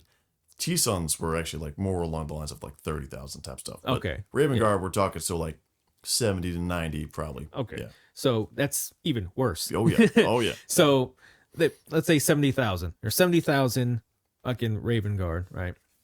And Korax's whole Legion's method is hit and run tactics. So what they would do is, as they were getting chased by the World Eaters, they would stop, they would hit them, kill a few guys, pull back, and keep doing that, right? By the time the Raven Guard and Korax were able to escape, there were only 3,000 Raven Guard left. So the World Eaters annihilated over 60,000 of the fucking Raven Guard. And they were still trying to, like, some of them were, as the ship was pulling away, some of them were trying to throw their fucking axe. Like, they were trying to kill these motherfuckers, dude. They were so pissed. I mean, to be fair, after they start chirping at like 3 a.m., the birds outside my house, I got the same response. So I understand. So that was Ispan 5. They were all, freaking. It's one of the biggest battles. Yeah. We've touched on it several times. Yeah. And then after that, I'm pretty sure what is it? It's the shadow. Well, he goes on the Angron goes on the Shadow Crusade with Lorgar. Yep. And they start attacking McCrag. They open up the Ruin Storm. Yeah, the summary is that Lorgar was basically doing this, and Lorgar was the weirdo, and Right. Angron and the World Eaters were the muscle of the entire group. Yeah. And it But I will say He was the pit bull. yeah, Lorgar was so fucking pissed because they were supposed to go to McCrag, do all that shit there. And on the way there, Angron, the World Eaters, is like, hey, we need to make a pit stop. Why, you got to pee again? No, there's a planet down here. We're going to kill everybody. And that's what they kept doing. They were just indiscriminate slaughter, slowing down the whole fucking thing. And at one point, they were attacked by an Eldar ship. They decided, or Angron's like, you ain't going to attack us and not get retaliates. So they decided to veer off course and go find him, right? And he ordered Lotara Sarin to fucking find them. This is a good time to talk about Lotara. Yes. Because Yes, it is. we cannot mention World Eaters without talking about best girl in 30K. Easy. Big girl. Yes. Lotara Sarin. She is my fucking crush. Fair on that. So he instructs her to go find them. They're fucking months there. She's like, I don't know if I'm gonna fucking find these assholes. Angron's getting pissed. He's fucking tweaking over there in the corner. She's like, all right, I'm gonna figure this. He's like, all right, last time they hit us, we were just alone, not doing anything. Cool. So they tell Lorgar's ship, hey, hang back a while, right? And then just hang back there. We'll call you when we need you. Like, okay. So they're floating in space. All of a sudden, they get hit by the Eldar again. It's right now. It's at this point that Angron tells them, hit him with the Ursus claws. Yeah. Fucking Ursus claws are these two giant metal fucking like spikes that shoot out of the ship, and it pierces into the enemy ship, and it holds onto them, and it actually starts dragging them in. So they finally pull them in close enough for Angron to fucking jump onto the ship with Lorgar. And Lorgar and Angron are fucking slaughtering their way all the way to the freaking main helm of the ship, where there's like an Eldar, I think it's a Farseer. The Farseer is talking, like, basically told him, if you kill me, it's going to put you down the path, the eightfold path. You don't want to do that. You should probably not do that. Angron's like, hold my axe. And he fucking... He's like, I can't even count to 8. I don't care. Yeah. And he murders the shit out of him. And it was at this point, because at that point, World Eaters were still in the white and blue. It's funny because Lorgar mentions to him, from seeing all the slaughter happen, all the blood on the white armor made it red. He's like, why don't you just paint your armor red? That way, you don't worry about the blood. So that set them off course. They're finally getting on course, and it got to the point where Lorgar was just pissed of this shit. And then a Dark Eldar assassination attempt on Angron actually forces them to work together against the common enemy. So he finally got him. Go to New Syria. Lorgar convinces him to go to New Syria for quote-unquote closure. So they go back there. And he's like, I'm never going back there. He's like, no, you should go back there. Close your blah, blah, blah. We can finish what you started all those years. It's like, okay, fine. So they go to Nuceria, and Lorgar tells them to confront the slave lords that are there. And the entire point of this, that Lorgar noticed something that he only actually shared with Magnus before this. Yeah, Lorgar was setting him up to go down the eightfold path. Yeah, because he noticed that apparently, although they knew the Butcher's nails were kind of like in his brain, it was fucking him up, the knowledge that apparently the Butcher's nails were actually starting to like effectively kill him, right? Yeah, it was his mental state was deteriorating really badly. Yeah, so he decided that's part of the reason why the Demon Hood is saying, hey, he's gonna die if we don't do this. Like we're gonna lose one of our most valuable assets if we don't do this. Yeah, so that's where the entire setup comes. Yeah, from. and he actually told that to Karn after the whole Ascension, the Demon Hood and stuff. So they go back to Nuceria. He goes to House Thalkir, and he's like, "Who's in charge here?" Last time I came here, I was known as Angron Thalkir. They're like, "Oh, Angron, we heard that you left. That you just abandoned your guys in the mountain to die like a coward, and you're gone." Like, what? Angron realizes that there is the story that's told about him on Nuceria was that he was a coward. He fled and left all his guys to die. Well, that really pisses him off. Pisses him off to the point where he orders a genocidal purge of Nuceria, unleashing the full wrath of the World Eaters and the World Bearers on the population of the fucking planet. That was such a good scene in that book, man. That was such a good scene. Yeah. Yeah. So yeah, Lorgar reveals to Angron the goals of the campaign. First is to finish the Ruin Storm, which was began by somebody else on Calth. Secondary, more private goal of the Wordbearer's Primarch, saving Angron's life from the Butcher's nails. Right. That's what you think. He's like, I did this to save your life and shit. He claimed that that his abilities allowed him to kind of discern that the fucking Butcher's nails were killing him and destroying his mind. So he created a second purpose for the ritual necessary to finalize the Warp Storm's creation. One that would, quote, ensure Angron's effective immortality. And does this as a Titan's foot is coming down. Yeah. So they start killing everybody on there. On the 6th day is when Guilliman and the Ultramarines land on Nuceria and engage them. With a fucking Imperator Titan, yeah. Yeah. The 3 Primarchs all met, and they all fucking in hand-to-hand combat. Fucking Lorgar was beaten like a bitch by Guilliman, and it let Angron and Guilliman duel, right? Angron was fucking Guilliman's world up, right? Big time and shit. And right, it was that time that Lorgar was gonna get fucking trampled by that Warhound Titan, and Angron jumps in at the last minute fucking attempt, and fully just fucking dead man lifts this fucking leg off of him and throws him the fuck. I think he threw it back. That was with the Titan, yeah. So initially in the initial Saw, whenever they're actually doing this in the city, Lorgar, the dumbass, finds himself overly exposed to basically Withering Fire, everything else, and is a huge strain because at this point, Word Bearers and World Eaters are not of the same breed. One is very different, disciplined, zealous. The other one is just a bloodthirsty maniac with no discipline. Okay, for the most part. The only connection they had was Argoltal and Karn. As we mentioned before, Karn, we'll get on to Argoltal later. But and that being said, they did their best to kind of keep allegiance doing stuff.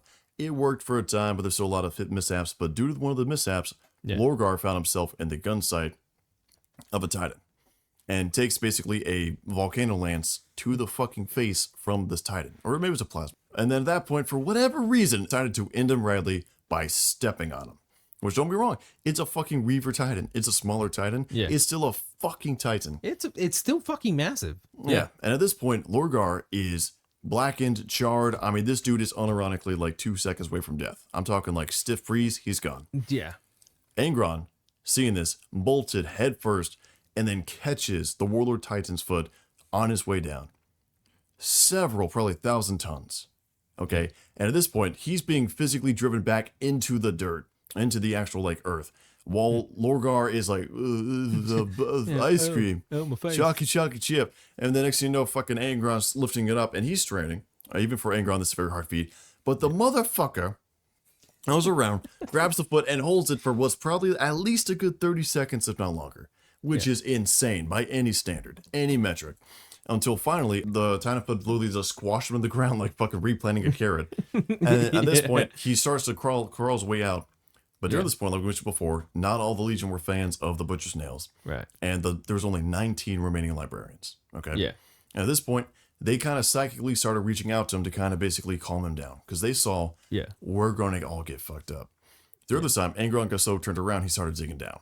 Well, they were also trying to prevent Lorgar from finishing the fucking ritual. Because they started to be realized by what was happening. Oh shit, we know what's happening, and then sure enough, Lorgar is successful, and he turns from Angron into Angron. Yeah, we'll have a full video later on what happened here because it was insane. We get too many highlights. But long story short, I will go and input a clip from a specific voice actor on YouTube about the dialogue between Angron and Gilliman. So full credits to them. Give them a like, sub, whatever else you need. They're absolutely fantastic.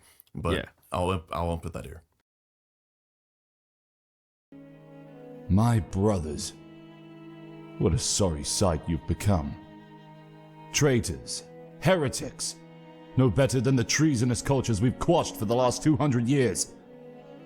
Did you learn nothing? Either of you. Always the teacher. It grieves me this was necessary, Rabute. I've heard Lorgar's puling heresies already. What brought you so low, brother? Did the machine in your skull finally refashion your loyalty into madness? They let me dream. They give me peace. What would you know of struggle, perfect son? When have you fought against the mutilation of your mind? When have you had to do anything more than tally compliances and polish your armor? Childish. Does it really come down to this? So pitiably childish. Childish. The people of your world named you Great One. The people of mine called me slave. Which one of us landed on a paradise of civilization to be raised by a foster father, Rabute? Which one of us was given armies to lead after training in the halls of the Macrankian High Raiders? Which one of us inherited a strong, cultured kingdom? And which one of us had to rise up against a kingdom with nothing but a horde of starving slaves? Which one of us was a child enslaved on a world of monsters with its brain cut up by carving knives? Listen to your blue-clad wretches yelling of courage and honor. Courage and honor. Courage and honor. Do you even know the meaning of those words? Courage is fighting the kingdom that enslaves you, no matter that their armies overshadow yours by 10,000 to 1. You know nothing of courage. Honor is resisting a tyrant when all others suckle and grow fat on the hypocrisy he feeds them. You know nothing of honor. You're still a slave, Angron. Enslaved by your past, blind to the future. Too hateful to learn. Too spiteful to prosper. After that, Angron gets put back on the ship. Him and Karn end up having another kind of interaction just like their first one. Gets on, everybody that fucking goes in there gets slaughtered. He finally goes in there, notices it's Karn, and he tells Karn he wants him to go down to the slave quarters, massacre everybody, and build him a fucking throne of skulls. Fucking metal. So now that Angron's a full demon Primarch, shit is the fan. The World Eaters end up fucking off pretty much. Yeah, they do. Yeah, they just go on fucking murdering worlds. Yeah, they just go on murdering worlds, and then fucking Horus tells fucking Perturabo, hey, I need you to go get Angron.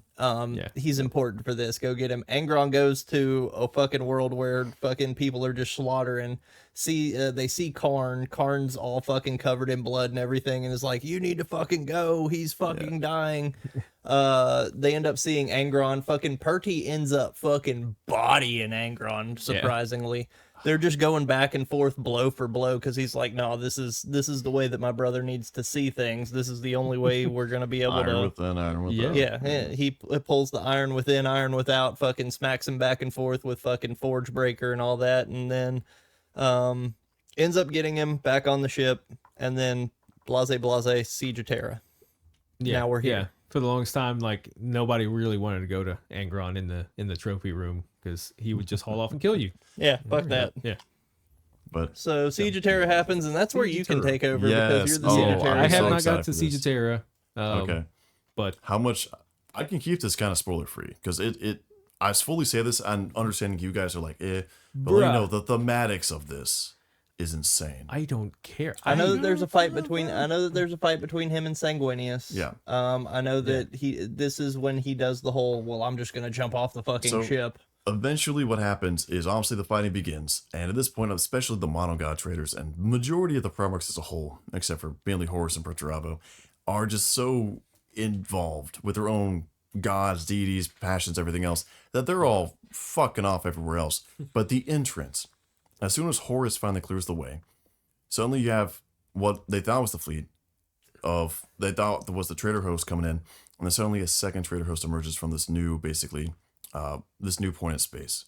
And at the head of it, you see Angron at the bow of his ship in space, bellowing into the void, waving his axes around, just ready for blood. The main deal about this, when it comes down to it, this can be summarized very simply. First off, if you go around and if you ever experienced a child and you say, child, do not go in that room, where are they going to end up? In that room. In that room. Yeah. Exact same deal. Here's the deal. The Emperor and Terra was basically psychically shielded from all warp shenanigans by the Emperor while he's on the Golden Throne. Okay, that means demons can manifest, nothing else can manifest. It was a big deal. right. If a demon Primarch goes into that field, they basically get anathema, meaning they die, they don't come back. Right. Okay, it is completely, and also it can physically block and warp entities, including potentially demon Primarchs. Okay, so sort of twofold. You can't really get in, but if you do get in, don't fucking die because you're dead, right? And you'll basically dissipate immediately. Angron did not understand that because he's a raging, roid-headed alcoholic, pretty much.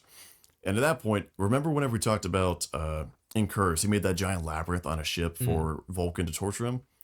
Well, Curse may have fucked off, but somebody named the Painted Count didn't. And he basically said, hey, because he's literally threatening to throw himself at Terra from high orbit, transport him here into this prison, and we can hold him for at least 2 days. As you get the shield done. After that, if he destroys the ship, we're in the escape pods, and then he can die. But that's all we can do. But he's on there, and eventually the shields do come down within the time frame. Angron goes, whee, fucking high dives into Terra.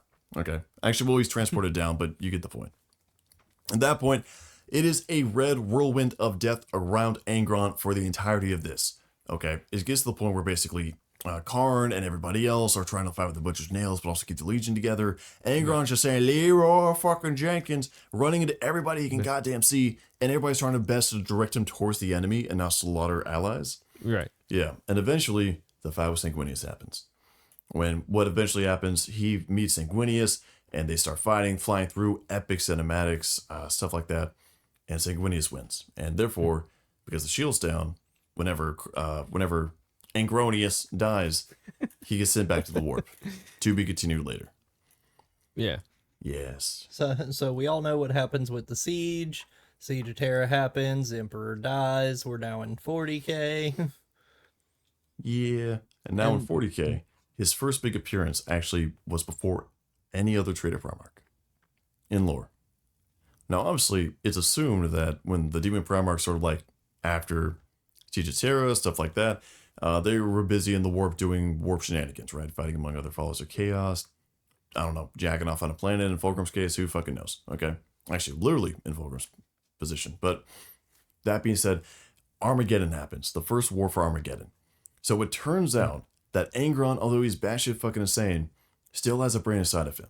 And he actually spends majority of 10,000 years trying to keep his legion in one cohesive place. Yeah. Can you imagine Demon Primarch trying to be a diplomat? Now, the diplomacy probably came at, I'm going to kill you if you don't, but that's what he basically spent 10,000 years doing until Armageddon.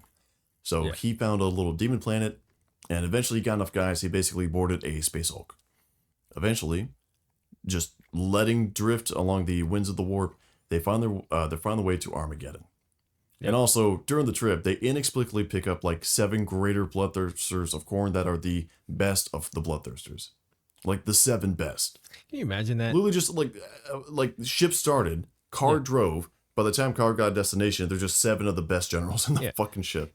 Yeah. Can you imagine being one of the fucking... For instance, can you imagine being... York? Imagine being fucking Lotara Sauron. Yeah. And... you're driving this vehicle. Your commander is a giant demon dragon thing, and he wants to pick up another 4 or 5 fucking demon dragon fucking things. It's like Angron continues his habit of like, can we stop for ice cream? I gotta piss. Can we stop here? Can we pick up my buddy? He's nearby. He likes killing people. And by the way, Saren is technically alive in 40k.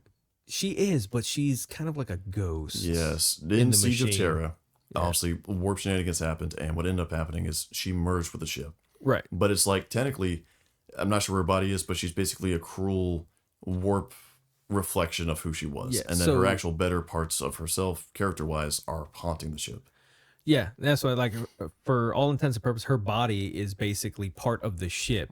But they said that there are reports of like her ghost still walking around the ship and talking, Yeah. and still being Lotara. It's really fucked up. That's what happens when you're in a fucking warp forever. But they get to Armageddon, right? Fucking, they devastate the whole fucking planet. Yep. Right. And eventually, there's also Space Wolves there, and Space Wolves call in the secret code word. Yes. Yes. They were slowed down because for Angron to stay in the Materium, they had to erect fucking statues for corn and shit, which secret code word. Secret code word. Everybody's got a secret code word. Yeah. And that's when 109 Grey Knights fucking jump onto the planet. Imagine getting jumped by like 109 special like spec ops. Yeah. Yeah. Now imagine those 109 spec ops. You're fighting against them, and your commander gets banished back to the warp, like he's dead, banished back to the warp. And then you take a look around and you're like, oh, there used to be 109. Now there's only 13 spec ops motherfuckers. Oh god damn. But that's a hard fought battle. That is a hard fought battle. You got 109 Grey Knights, and fucking most of your, because it said he had 4 World Eater companies and a demonic host on Armageddon. Ooh. 4 companies of World Eaters and a demonic host. So like you said, like 4 bloodthirsters. You got 109 dudes who just show up out of nowhere.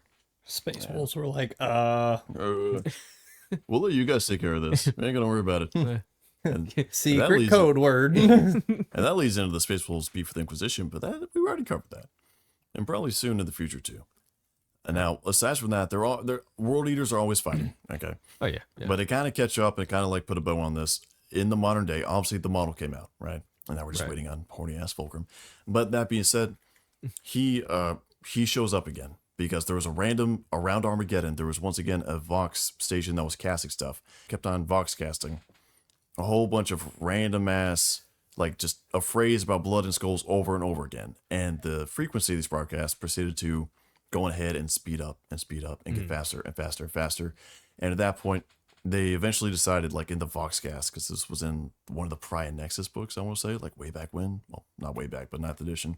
And they said, like, oh, this will all culminate in like 888 days or something like that. And obviously, they were summoning Angron. He came back. He's now full force. His focus is entirely on the Imperium in the galaxy. And one of the big things that he went ahead and is doing is he fought the Lion. Hey, I was about to say that was the last big. Oh, yeah, last big thing. Yeah. Is he went around and basically, due to the machinations of Ashtor, the Lion as well as other people basically got drawn in, and they were trying to stop a ritual by Corn cultists. But the ritual got completed at the last second, and Angron did a wiggly wiggly and then popped up and did a jump scare. Yeah. Except the jump scare killed me. Bro, you're fucking. And at that point, he won a fight he should not have fucking won. He slaughtered many, many great Dark Angel characters for the sake of them not being in the Codex so they can thin down the model range. Who said that? But everything else. And then eventually, as a quote-unquote weakened Angron, he fights the Lion. And the Lion's managed to block blow and blow with the Emperor's shield until finally the Lion barely bests Angron, sending him back to the warp. Well, he cut his head off, apparently. It happens to all the fucking products, man. We've he, mentioned it before. he fucking beheaded him with the Emperor's shield. It's, like, it's yeah, never, that's- never a fucking gut twist, you know? It's never like chop an artery. It's always, And well, I mean that's pretty much it. For the most part, there's a lot more we could delve into because they're a monogod faction. But So much more you So could delve much into more. because they're a monogod we're faction. already running so way over what we thought this would be. yeah. Shit. There are 2 things I want to hit of note. Yep. All right. So Angron when it comes to relationship with other brothers, you know, Angron's kind of like, meh. Little brothers. Korax is the only one who actually like truly respected him, from what I see. Really? Because he believed that apart from Horus and maybe Sanguinius, no other Primarch could match Angron in single combat. Hear that, Lion? Leman Russ was often considered Angron's equal in combat, according to some sources, probably Space Wolf sources. And Rogel, no, we wouldn't have said they were equal. We would have said they were better. but Rogel Dorn believed that he could defeat Angron easily, and he feared him less than he did Horus. So he thought Horus was a bigger threat than Angron. That makes sense. I can see it. Yeah. Because it's the same deal where it's like Angron was one of those dudes that whenever he fights, he sees red, and Yeah. you know he gets blinded by fury and all that. Yeah, so sort of like how a trained fighter takes on bar fighter pretty much Right. any day, because like it's the principle and the skills versus like the pure fury of it. Right. Angron's not doing super deflected blows and practicing the Jedi stance number 3 or whatever the Right. fuck. He's going around just being like, I got big axe, I got big arm. Solution simple. Yeah, So- like it's gladiator combat. It's, Yeah. it's- Yeah, there's some skill, but it's not. meanwhile, Dorn is definitely the very yeah, it's not martial prowess. Yeah. Yeah, he was very good at martial prowess. Yeah. Believe it or not. Now, granted, obviously not Angron level. Just flat. I gotta be honest. I don't fully believe him when he says that. Like him defeating him, I can only imagine to be like in a battlefield type way, Right. sort of like what happened in Night of the Wolf, not in a mano a mano, my sword versus your chain axe. Yeah, Yeah, I could see that. yeah. Next thing, the last thing is transformation and immortality of Angron. So his return post Great Rift marks a change. My note here, he can no longer be banished back to the warp for extended periods. If defeated and banished, Angron returns precisely 8 weeks, 8 days, and 8 hours later.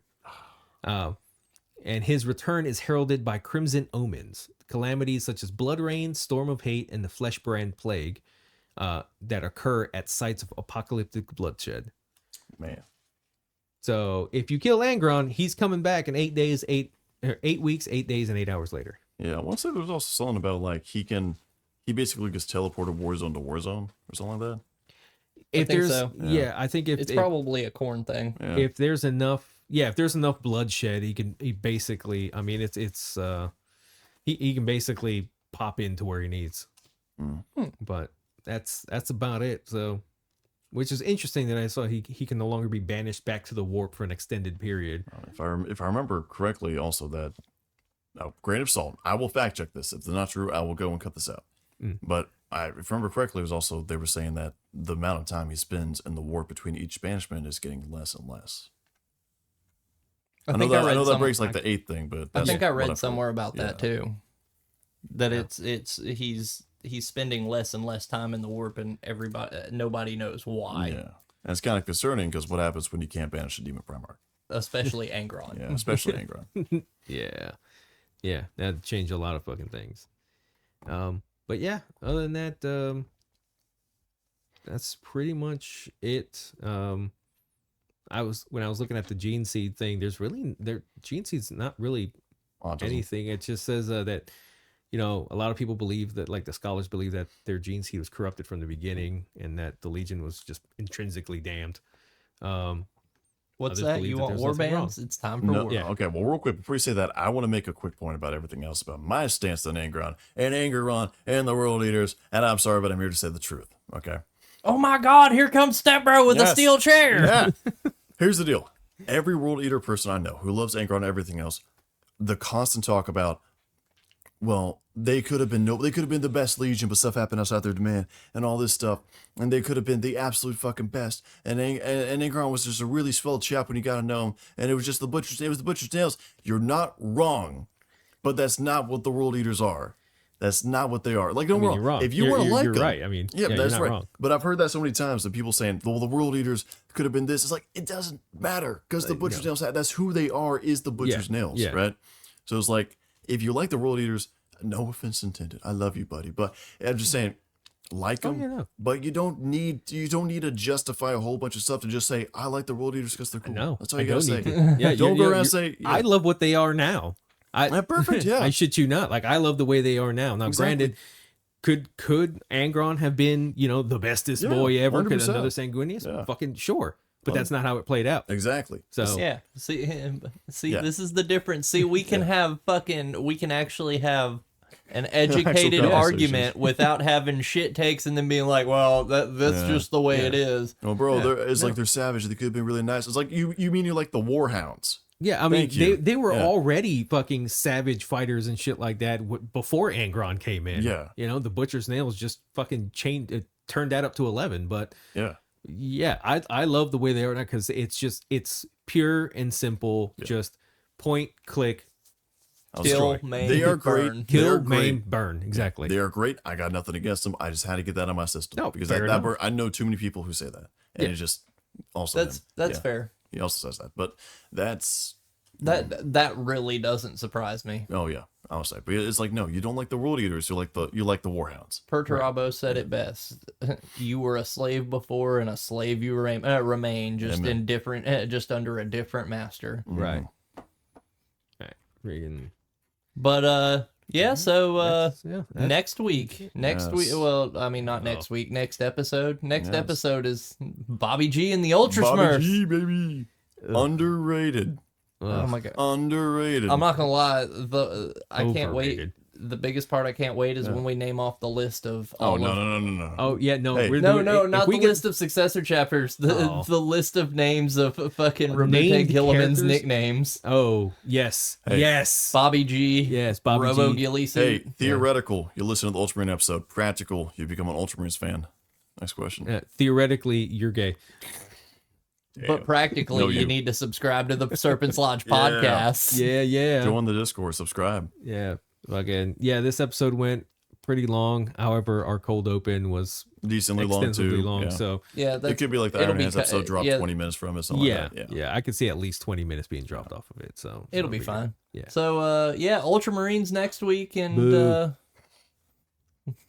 We just covered the Bloods. Now we're going to the Crips. Let's go, baby. Fuck yeah. Oh God, fuck. Yeah, but Include Iron Hands. We went like Viceroy's Bloods than Crips. The more you, Yeah, technically. yeah, technically. well, then who would? Because there's like also Latin Kings. Who's black and yellow? Iron Oh, Warriors. Imperial Fists. Shut the fuck up. No, Motherfucker. Imperial Fists. Lamenters. Anyways, Don't forget to like, subscribe, follow, all the good stuff. Fuck it, we Yes. ball. fuck it, we ball. Fuck it, we ball.